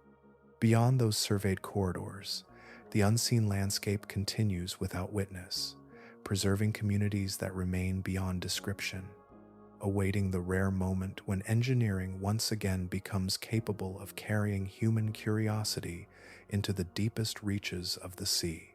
There comes a point in the descent where the map of familiar animal life begins to fade. The transition is not marked by a visible line across the trench floor or a sudden change in the surrounding landscape. Instead, it exists within biology itself, hidden inside molecules, cells, and the physical limits imposed by pressure. It is one of the deepest boundaries known on Earth, separating two neighboring worlds that obey different evolutionary possibilities. The upper portion of this realm still belongs, in part, to vertebrates.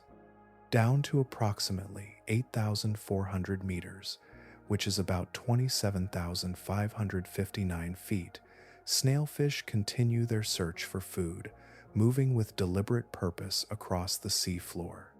Their bodies carry skulls, backbones, and complex nervous systems inherited through hundreds of millions of years of vertebrate evolution.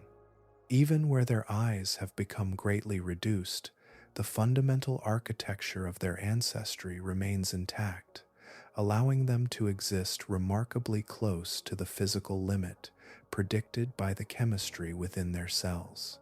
That limit is not merely an interesting observation, it emerges from the balance between pressure and the compounds that keep proteins functioning under compression. Earlier discoveries revealed how increasing concentrations of trimethylamine oxide help stabilize living tissues as depth increases. Yet, that solution cannot continue forever. Beyond a certain point, the concentration required would interfere with the body's own internal balance, placing a practical ceiling upon vertebrate life. The deepest recorded snailfish did not overturn that prediction. Instead, it approached the boundary so closely that theory and observation came together with remarkable precision. Beyond approximately 8,400 meters, which is about 27,559 feet, no vertebrate has ever been confirmed. The inhabitants that continue below belong to entirely different branches of the animal kingdom. Amphipods continue their scavenging across the sediment. Sea cucumbers reshape the seafloor from within.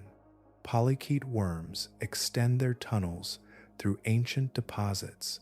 Countless smaller organisms, scarcely visible even through specialized equipment, continue lives shaped by pressures that exclude animals built upon the vertebrate design. Their success follows different biological strategies. Without the structural demands imposed by large mineralized skeletons or the same biochemical constraints affecting fishes, these animals occupy a region where evolution has explored other possibilities. Their solutions to survival have emerged through immense spans of isolation, responding to conditions that surface ecosystems have never experienced. The deepest basin, therefore, becomes more than an extension of the ocean above. It becomes a separate arena in which natural selection has worked with an entirely different collection of living forms.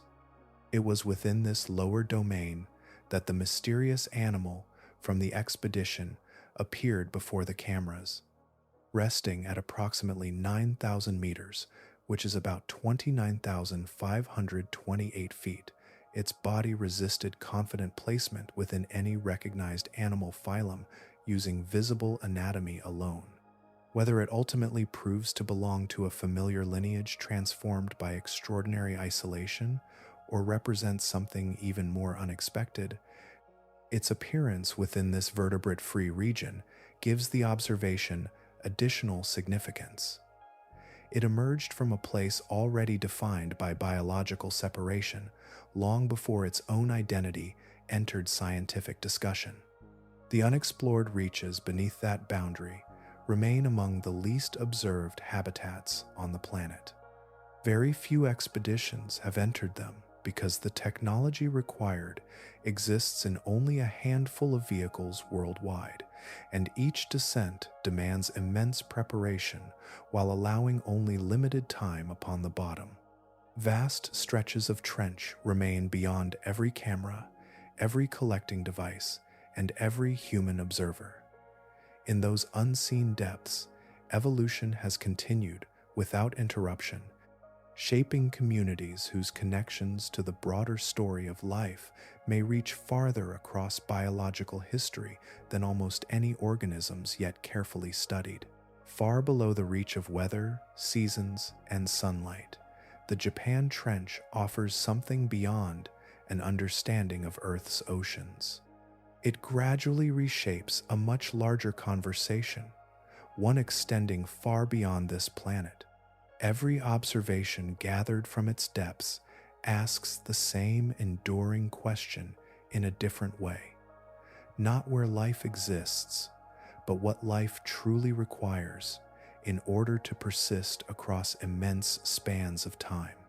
Much of the familiar world has already been stripped away by the time the trench reaches its deepest basins. There is no sunlight to power photosynthesis. There is little warmth. Food arrives only through long and uncertain pathways.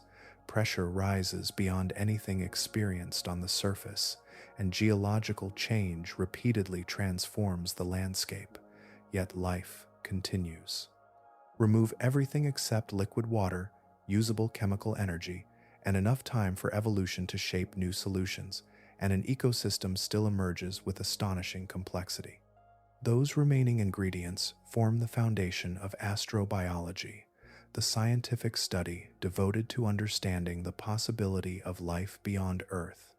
Rather than searching only for places resembling forests, rivers, or shallow seas, researchers increasingly seek environments where liquid water can remain stable, chemical gradients provide usable energy, and biological processes might continue without any dependence upon sunlight. The deepest ocean has become one of the most valuable natural laboratories for testing those ideas because it demonstrates how flexible living systems can become under extraordinary conditions.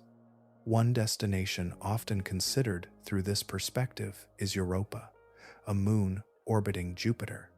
Beneath its frozen exterior, scientists believe a vast saltwater ocean remains in liquid form beneath an ice shell extending many kilometers, that is nearly many miles, in thickness. The water is thought to remain liquid because of tidal heating generated by Jupiter's immense gravitational pull. That hidden ocean exists in permanent darkness beneath crushing pressure, while models suggest hydrothermal activity upon its floor could establish chemical gradients capable of supporting microorganisms through chemosynthesis rather than photosynthesis. Another compelling destination is Enceladus, a moon circling Saturn. Observations have confirmed enormous plumes of water vapor and organic compounds erupting from fractures near its southern polar region. Those plumes originate from a subsurface ocean containing liquid water together with evidence of hydrothermal activity upon its rocky floor. Organic chemistry, liquid water, and internal energy sources all appear to exist within that concealed environment, forming a combination remarkably familiar to scientists who study Earth's deepest marine ecosystems. When researchers construct models estimating whether such distant oceans might support life, they rarely compare them with tropical reefs or coastal shallows. Instead, they increasingly look toward places resembling the deepest trenches of the Pacific Ocean. Permanent darkness, persistent cold, enormous pressure, sparse resources, and chemically driven ecosystems no longer represent impossible conditions for biology. They describe environments where living communities have already demonstrated remarkable resilience upon our own planet. Each organism, documented from the Japan Trench, therefore carries significance extending beyond marine biology.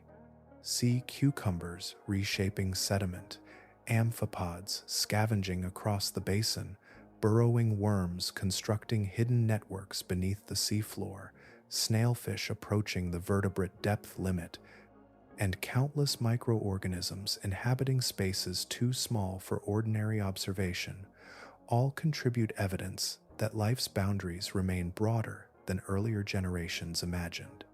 Every confirmed adaptation becomes another reference point for evaluating distant oceans hidden beneath ice across the outer reaches of the solar system. The trench does not demonstrate that life certainly exists beyond Earth. It offers something more careful and, in many ways, more valuable. It steadily narrows the range of environments that can reasonably be dismissed as uninhabitable.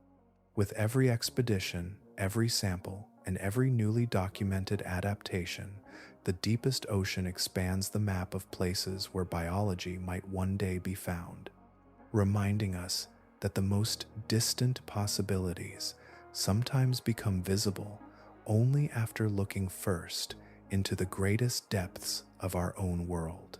There are places on Earth where life leaves traces behind, and there are places where the planet itself writes its own history.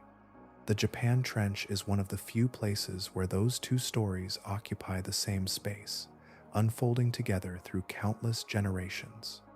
Every layer of sediment records the movement of continents, while every living creature passing across that same ground becomes part of an archive far older than any civilization. The bands of material resting across the trench floor are more than accumulated mud. They form a chronological sequence built through repeated moments of upheaval, separated by long intervals of gradual change.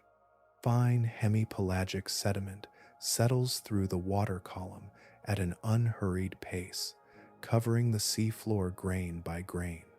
Then, without warning, a powerful earthquake releases enormous masses of unstable sediment from the continental slope. Dense turbidity currents race into the deepest basin, spreading fresh layers across the trench floor. Each deposit becomes another page added to a document that has been assembled over approximately 2,300 years. Because organic material becomes buried within many of those layers, scientists can estimate when individual deposits were formed through radiocarbon dating.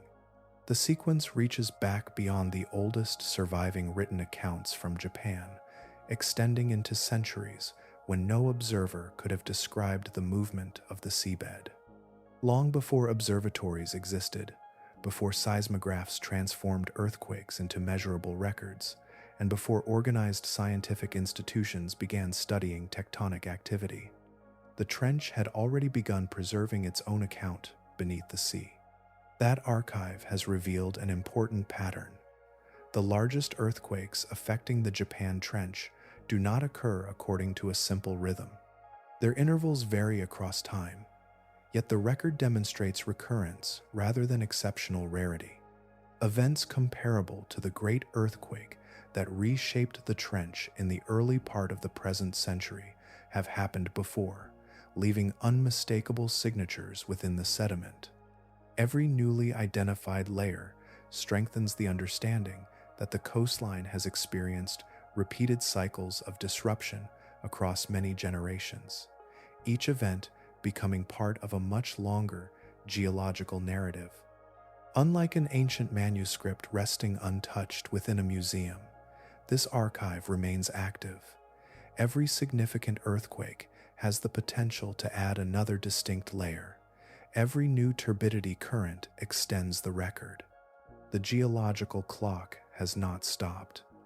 It continues advancing beneath the ocean, marking time through shifting sediment instead of ink or carved stone. Each edition preserves evidence that may guide future understanding of seismic hazards along one of the most densely populated coastlines on Earth. Across that same landscape, living organisms continue their ordinary existence with no awareness that they occupy one of the planet's most valuable natural records. Burrowing sea cucumbers, amphipods, marine worms, and countless smaller animals tunnel through deposits laid down long before any living person was born. Their movements cross boundaries, separating one ancient earthquake from another. They feed, reproduce, and reshape sediment that originated during moments of immense geological violence, blending biological activity with the enduring memory of tectonic change. The crinoid meadows anchored upon rocky terraces, the snailfish approaching the vertebrate depth boundary, and the still unclassified animal recorded in profound darkness all belong to this same environment. Around them lies not only an ecosystem of remarkable complexity, but also a geological instrument of extraordinary precision. The archive beneath their bodies continues to accumulate even as they live upon its surface, joining biological time with geological time in a way found almost nowhere else on Earth. Seen together, these two identities cannot be separated. The Japan Trench is both a living habitat and a continuing chronicle. Every organism belongs to the ecosystem of the present, while every grain of sediment carries memory from the past. The same seafloor that shelters unfamiliar forms of life also preserves the history of a restless planet, allowing biology and geology to share a single, enduring landscape where each new layer becomes both a foundation for life and another sentence in Earth's longest surviving record. Knowledge sometimes expands by filling empty spaces. At other times, it expands by revealing how much of the map was never complete to begin with. The exploration of the Japan Trench belongs to the second kind. Each discovery made during the expedition illuminated another corner of the abyss, yet every illuminated corner exposed a surrounding landscape that remained beyond observation, reminding the researchers that the unknown still outweighed the known. The expedition documented an extraordinary range of life, recording 108 organism groups across the explored portions of the trench. Nearly 460 hours of imagery were gathered through months of careful operations, each descent demanding remarkable engineering and patience. Even so, those observations covered only a small fraction of the trench itself. Stretching for approximately 800 kilometers, which is about 497 miles, the trench extends far beyond every path the cameras traveled. Most of its floor has never been examined directly by any human observer or scientific instrument. The catalog produced by the expedition reflects another important limitation. Cameras reveal only what enters their field of view.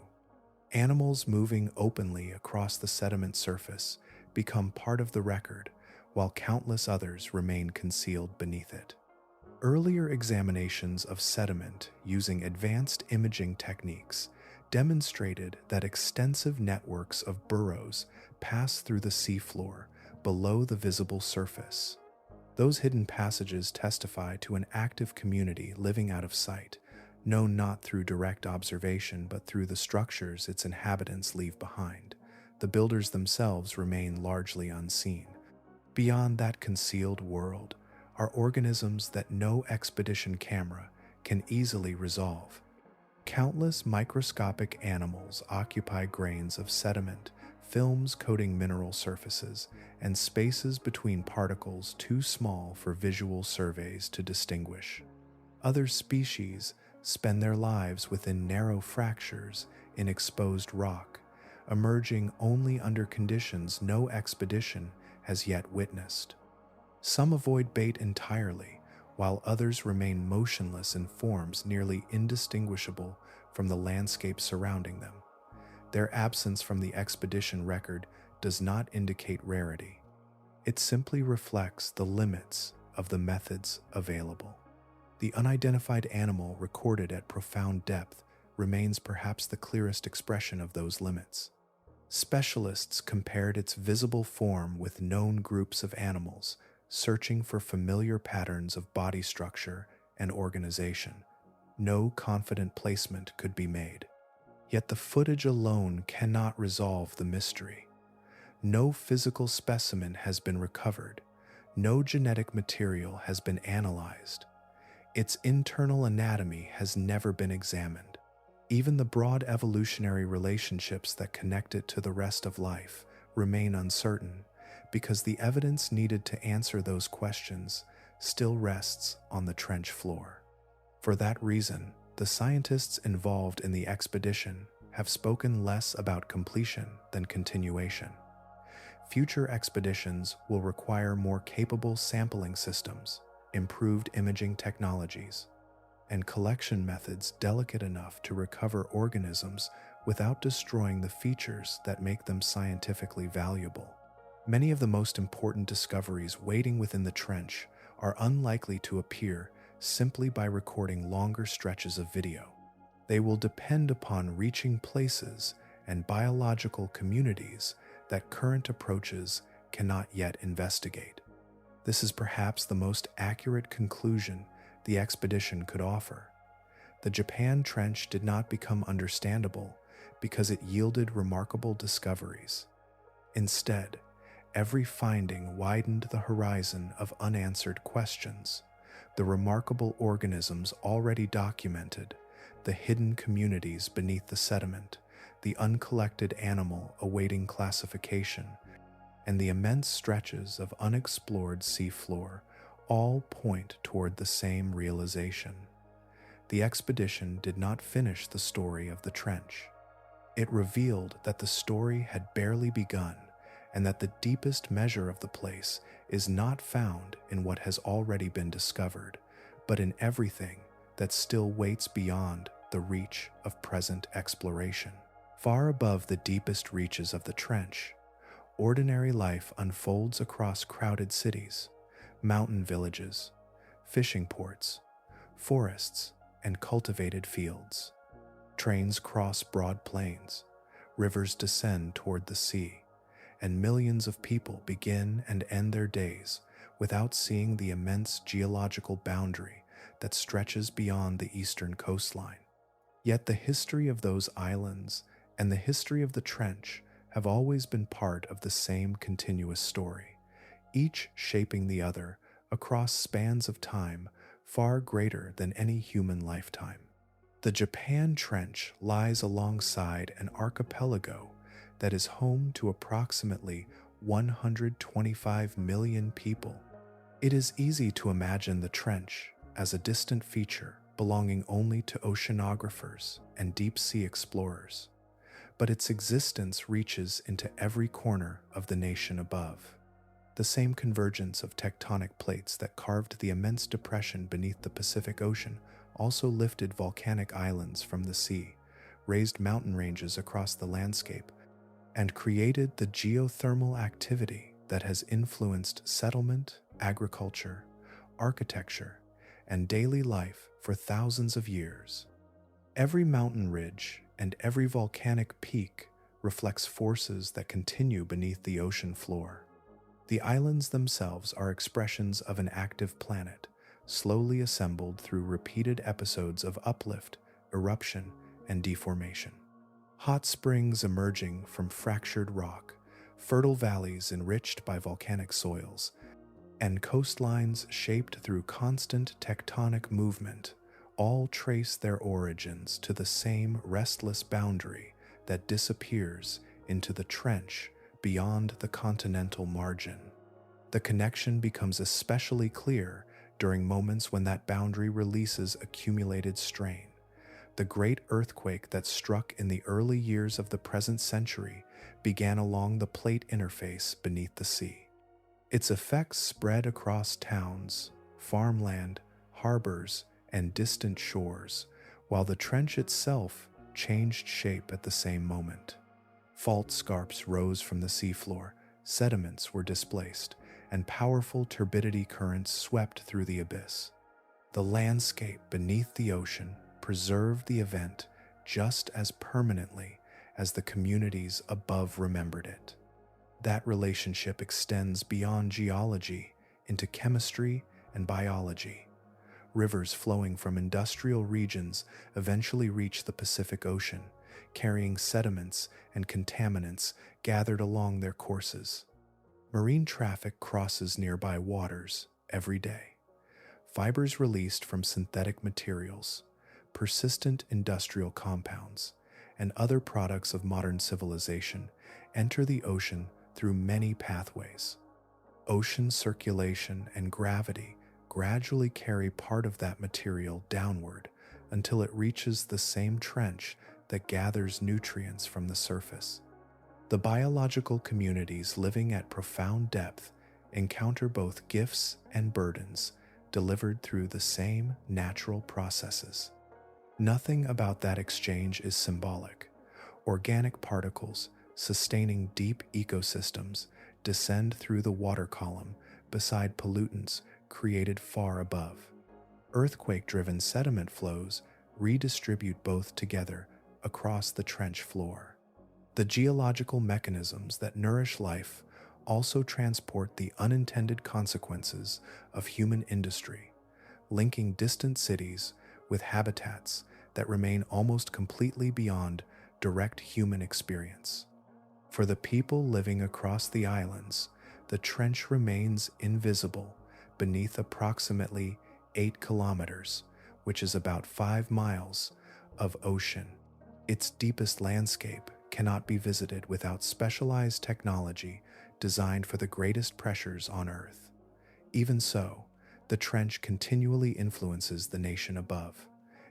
It records major earthquakes within its accumulating sediment, reshapes coastlines through rare but powerful seismic events, and receives material carried outward from rivers and coastal waters. At the same time, scientific understanding gained from studying its geological archive helps improve assessments of future earthquake and tsunami hazards that may affect generations yet to come. Seen from this perspective, the boundary between the nation and the abyss becomes difficult to define. The trench supports unfamiliar forms of life while preserving the geological memory of the islands overhead. The people above and the ecosystems below remain connected through water, sediment, chemistry, and the slow movement of the planet itself, bound together across the great depth separating sunlight from the enduring darkness beneath. Some lives are measured in years, others in centuries. The lineages resting upon the floor of the Japan Trench are measured instead in geological ages, stretching backward across a span of time so immense that entire worlds have risen and disappeared while their ancestors endured. The creatures occupying those profound depths are not relics forgotten by evolution. They are participants in one of its longest continuous stories. The stalked crinoids anchored across rocky terraces belong to a body plan that first appeared during the Ordovician period, more than 480 million years ago. Long before forests spread across the continents, before reptiles walked upon land, and before the first dinosaurs appeared, ancestors of these animals were already extending delicate feeding arms into ancient seas.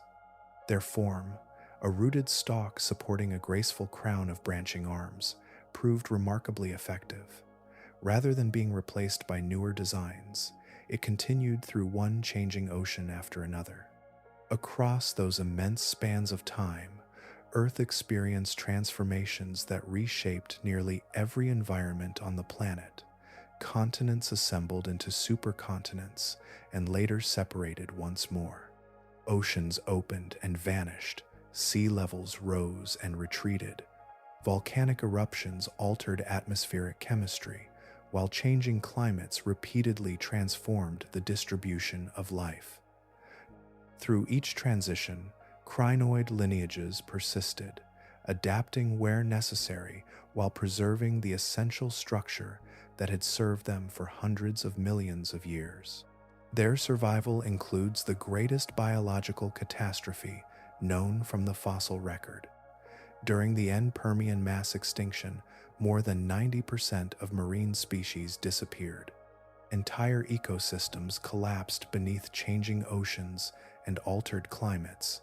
Much later came the end Cretaceous impact, when another global extinction removed the non-avian dinosaurs and countless marine organisms. Between those defining events lay additional intervals of widespread environmental upheaval, ocean acidification, and dramatic ecological change. Through every one of them, descendants of the ancient crinoid lineage remained part of Earth's living tapestry. The amphipods inhabiting the trench tell a similar story, although expressed through a different form. They descend from crustacean ancestors whose evolutionary roots also extend across hundreds of millions of years. The sea cucumbers moving slowly through the sediment belong to a class with a fossil history reaching beyond 400 million years. Each lineage has continued not because evolution overlooked it, but because natural selection repeatedly confirmed that these body plans could meet changing conditions across extraordinary lengths of time. It is tempting to mistake ancient ancestry for biological simplicity, yet these organisms are anything but unchanged remnants of an earlier world. Every generation has been shaped by countless small adjustments, responding to new pressures, new competitors, and new environments. Their outward appearance reflects continuity, while their physiology carries the accumulated refinements of innumerable ancestors. They are survivors because they continued adapting, not because evolution passed them by. The trench itself has likely contributed to that continuity. Its profound isolation buffered many of the disturbances that repeatedly transformed shallower ecosystems. While conditions near the surface shifted with changing climates, sea levels, and ecological reorganizations, the deepest basin remained comparatively stable across immense intervals. That stability did not eliminate evolutionary change, but it may have allowed ancient lineages to persist where more variable environments repeatedly favored different biological strategies. Within that enduring refuge rests the unnamed creature observed during the expedition. If its ancestry has remained isolated within trench systems for an immense span of geological time, the absence of familiar visible features becomes easier to understand. Its divergence may reach so deeply into evolutionary history that ordinary comparisons reveal little about its true relationships. Rather than representing something recently created, it could preserve the outcome of a lineage that followed its own path while the rest of the living world changed around it. In that possibility, the trench becomes more than a sanctuary for ancient organisms. It becomes a place where deep time itself continues to breathe through forms that have endured across almost the entire history of complex animal life. There is a kind of permanence found within the deepest reaches of the Japan Trench that is almost impossible to compare with any experience nearer the surface. It is expressed not through stone or water, but through the complete absence of visible light. From the moment the trench reached its great depth, sunlight ceased to arrive there. Every passing day above, every sunrise and every sunset, every changing season and shifting cloud has unfolded beyond a boundary that light itself cannot cross. This is not the dimness of twilight, nor the fading glow beneath storm clouds. It is the total absence of electromagnetic radiation within the visible spectrum, uninterrupted across immense stretches of geological time. Nothing breaks that condition except the brief arrival of human instruments, whose lamps illuminate tiny circles for moments before departing once more. When those lights vanish, the surrounding world returns immediately to the state it has occupied for millions of years. No animal living near 8,000 meters, which is about 26,247 feet, has experienced daylight as part of its existence. The ancestors that first settled these depths arrived so long ago that natural selection gradually redirected the energy once devoted to vision toward senses better suited to this environment. Eyes, where they remained, often became reduced or simplified because maintaining complex visual organs provided little advantage where no natural light could ever be detected. Evolution did not remove vision through neglect. It reshaped living bodies according to what consistently improved survival. The snailfish moves through this landscape by detecting subtle pressure changes and delicate movements within the surrounding water.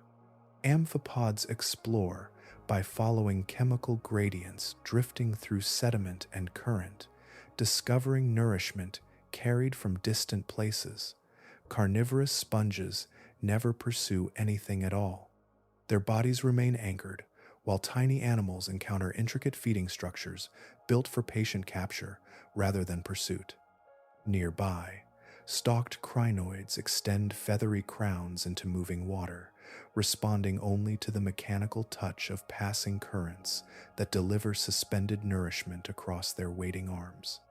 Each of these creatures gathers information through senses perfectly matched to conditions that never include daylight. Their surroundings are mapped through pressure, chemistry, vibration, and contact. The landscape exists as gradients, textures, flowing particles, and subtle mechanical signals. Features meaningful to surface animals, such as shadow, color, brightness, or reflection, possess no practical role within this system because those properties have no opportunity to exist in the first place.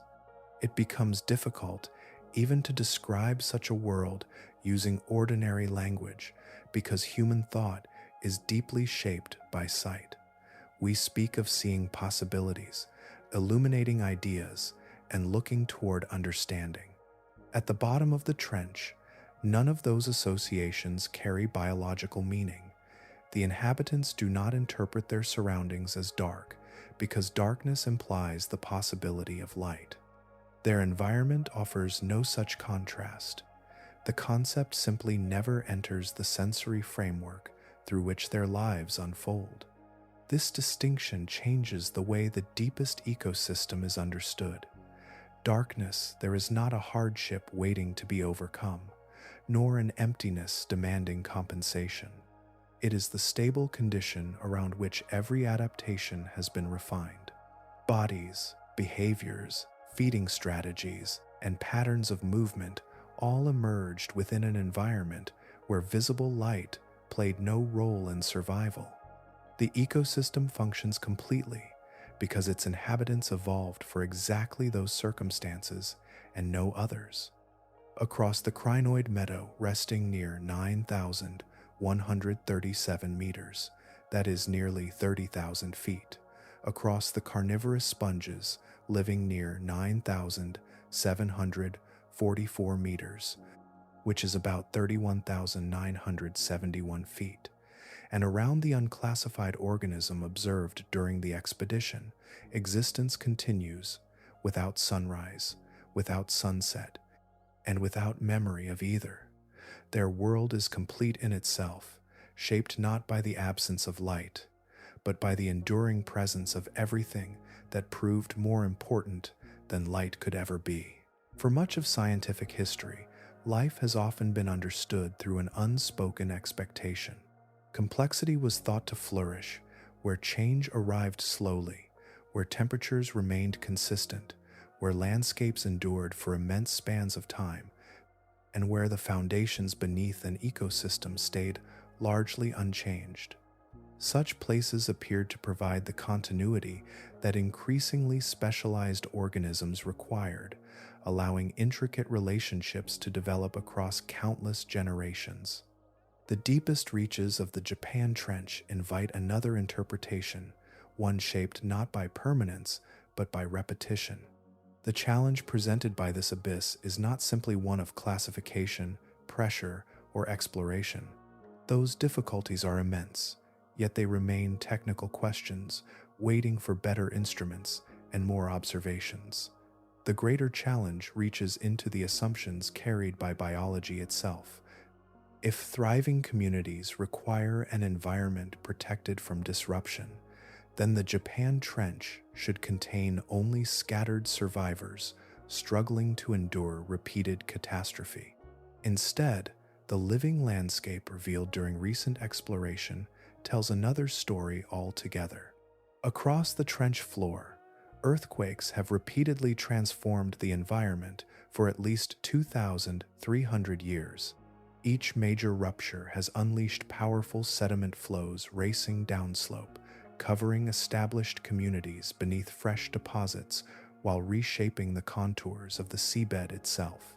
The earthquake that struck in 2011 demonstrated this process with remarkable clarity, altering the trench floor by many meters, which is about many feet, within moments, and leaving permanent geological scars that future expeditions could still observe.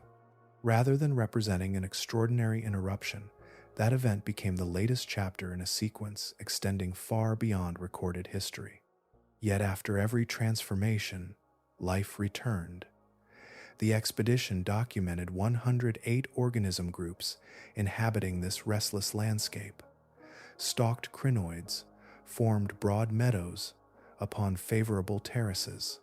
Carnivorous sponges occupied remarkable depths approaching 9,744 meters, which is about 31,971 feet.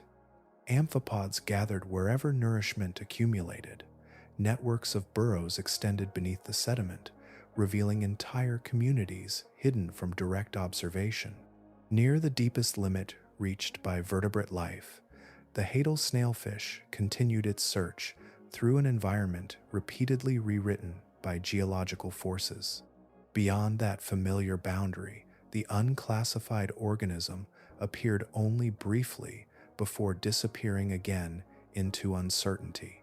None of these discoveries suggest an ecosystem surviving despite disturbance. Instead, they reveal an ecosystem organized around disturbance as one of its defining conditions. Fresh sediment delivered nourishment while also burying older surfaces. Earthquakes altered current patterns, exposed new rock, and created habitats unavailable before the ground shifted. Species able to reproduce efficiently after upheaval gained opportunities unavailable during longer intervals of relative calm. Others persisted within protected crevices or deeper sediment until conditions again favored their return. Through countless cycles, natural selection favored organisms whose lives fit the rhythm established by the trench itself. Seen from this perspective, the repeated destruction loses its familiar meaning. It does not stand outside the ecology as an invading force. It belongs within the ecology, shaping it as continuously as pressure, chemistry, and gravity. The geological record and the biological community become parts of the same process, each influencing the other across spans of time measured not by individual lifetimes, but by generations beyond counting. Perhaps stability has never required the absence of change. Perhaps what evolution recognizes instead is pattern. A landscape transformed again and again across thousands of years may still possess a dependable character if those transformations remain part of the environment's enduring identity. Within the Japan Trench, life has not discovered a way to escape upheaval. It has learned the deeper lesson of growing alongside it until recurrence itself became the most reliable foundation an ecosystem could possess. Knowledge has reached the Japan Trench only in brief visits, measured not by the age of the place itself, but by the limited moments during which human eyes and instruments have crossed its immense depth. The discoveries gathered during the expedition of 2022 transformed scientific understanding, yet they altered nothing within the trench itself. When the submersibles departed and their lights faded into the water above, the living world below continued exactly as it had before the first descent ever began. The stalked crinoid meadows remained attached to ancient terraces near 9,137 meters, that is nearly 30,000 feet. Carnivorous sponges continued waiting near 9,744 meters, which is about 31,971 feet, extending delicate structures into passing currents. Supergiant amphipods still searched the sediment for nourishment carried from distant waters. Hadal snailfish continued moving along the deepest limit known for vertebrate life. Beneath the surface of the seafloor, countless tunnels remained woven through the sediment by animals that almost never reveal themselves directly. Somewhere within that same immense landscape, the organism that resisted every attempt at confident identification remained part of an evolutionary story that science has only briefly glimpsed. None of these lives depended upon being observed. None waited for recognition before carrying on the patterns shaped across immense spans of geological time. Long before people settled the islands above, before coastlines gained names, before written history preserved the memory of earthquakes, these communities were already responding to currents, pressure, chemistry, and the repeated transformations imposed by the earth beneath them. They endured through cycles that unfolded without witnesses and without any need for explanation. Even the more recent influence of humanity has entered this world without altering that deeper truth. Synthetic particles carried downward through the same pathways that deliver nourishment have become part of the trench environment, reaching animals living near 8,000 meters, which is about 26,247 feet.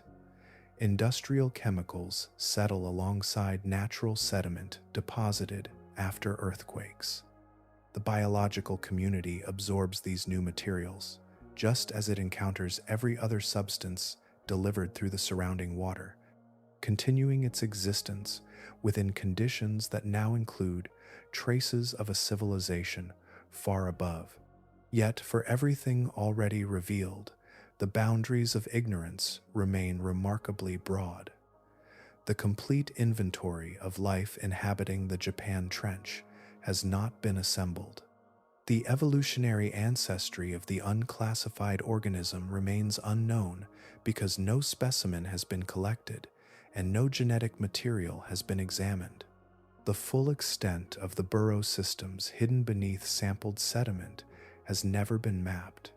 Countless organisms too small for expedition cameras, too elusive to approach bait, or too deeply concealed within fractured rock continue beyond direct observation.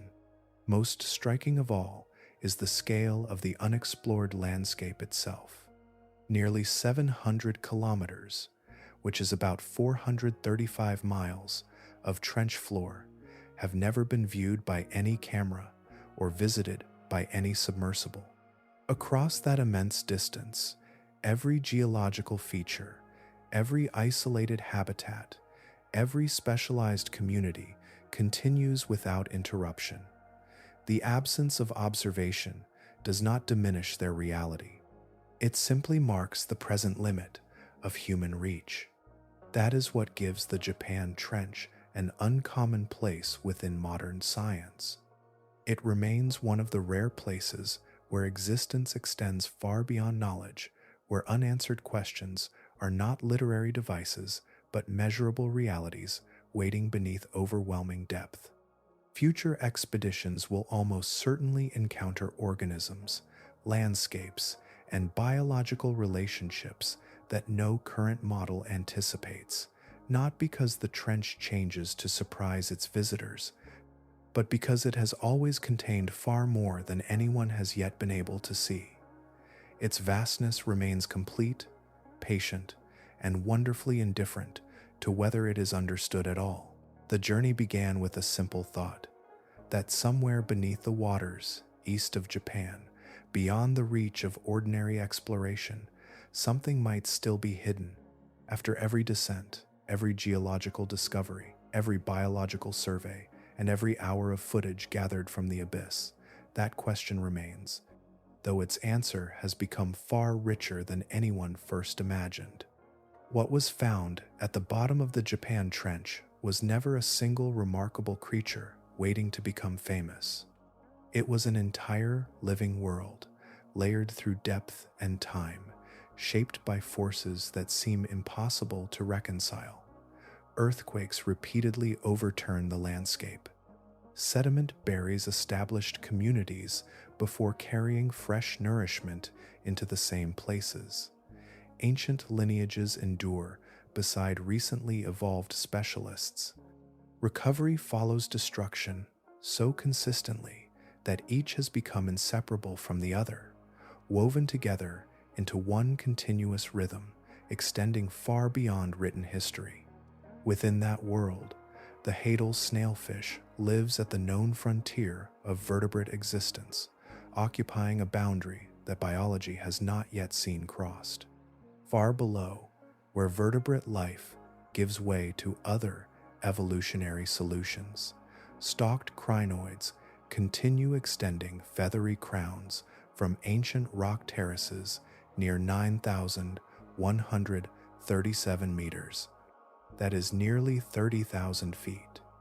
Their ancestors appeared hundreds of millions of years before the first dinosaur walked across the continents, yet the same fundamental body design continues serving them today. Nearby, carnivorous sponges remain anchored close to 9,744 meters, which is about 31,971 feet, capturing prey without muscles devoted to pursuit and without any centralized brain directing their movements. Supergiant amphipods continue searching across the sediment, growing to sizes rarely expected from their relatives in shallower seas.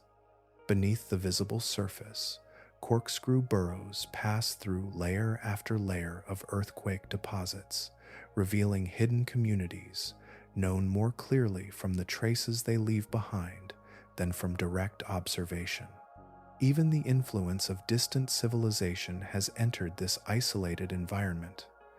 Tiny fragments of synthetic material have become part of the bodies of animals that have never approached daylight. Industrial chemicals descend through the same geological pathways that deliver nourishment, reminding us that the deepest ocean remains connected to the choices made far above it. The trench receives both life and contamination through the very same natural processes. Then there is the final observation, brief enough to fit within a few moments of recorded footage, and yet expansive enough to reshape an entire conversation. Near 9,000 meters, which is about 29,528 feet, cameras encountered an organism that specialists could not confidently assign to any recognized group. No specimen was recovered, no genetic material was obtained, no anatomical examination followed. Its evolutionary history remains unknown. Its place within the broader tree of life remains unknown. It exists not as a solved mystery, but as a reminder that discovery sometimes begins with the admission that a name cannot yet be given. Perhaps that is the deepest answer offered by the Japan Trench. What was hiding there was never merely an unusual animal.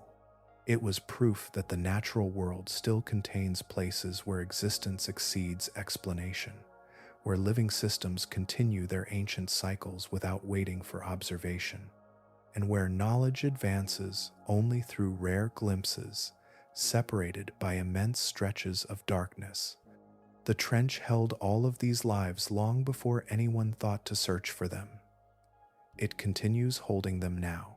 When the expedition ended, the lights rose toward the surface, the submersibles returned home, and the immense world below remained exactly where it had always been, continuing its unseen history until the next brief moment when the darkness allows another glimpse before closing once again.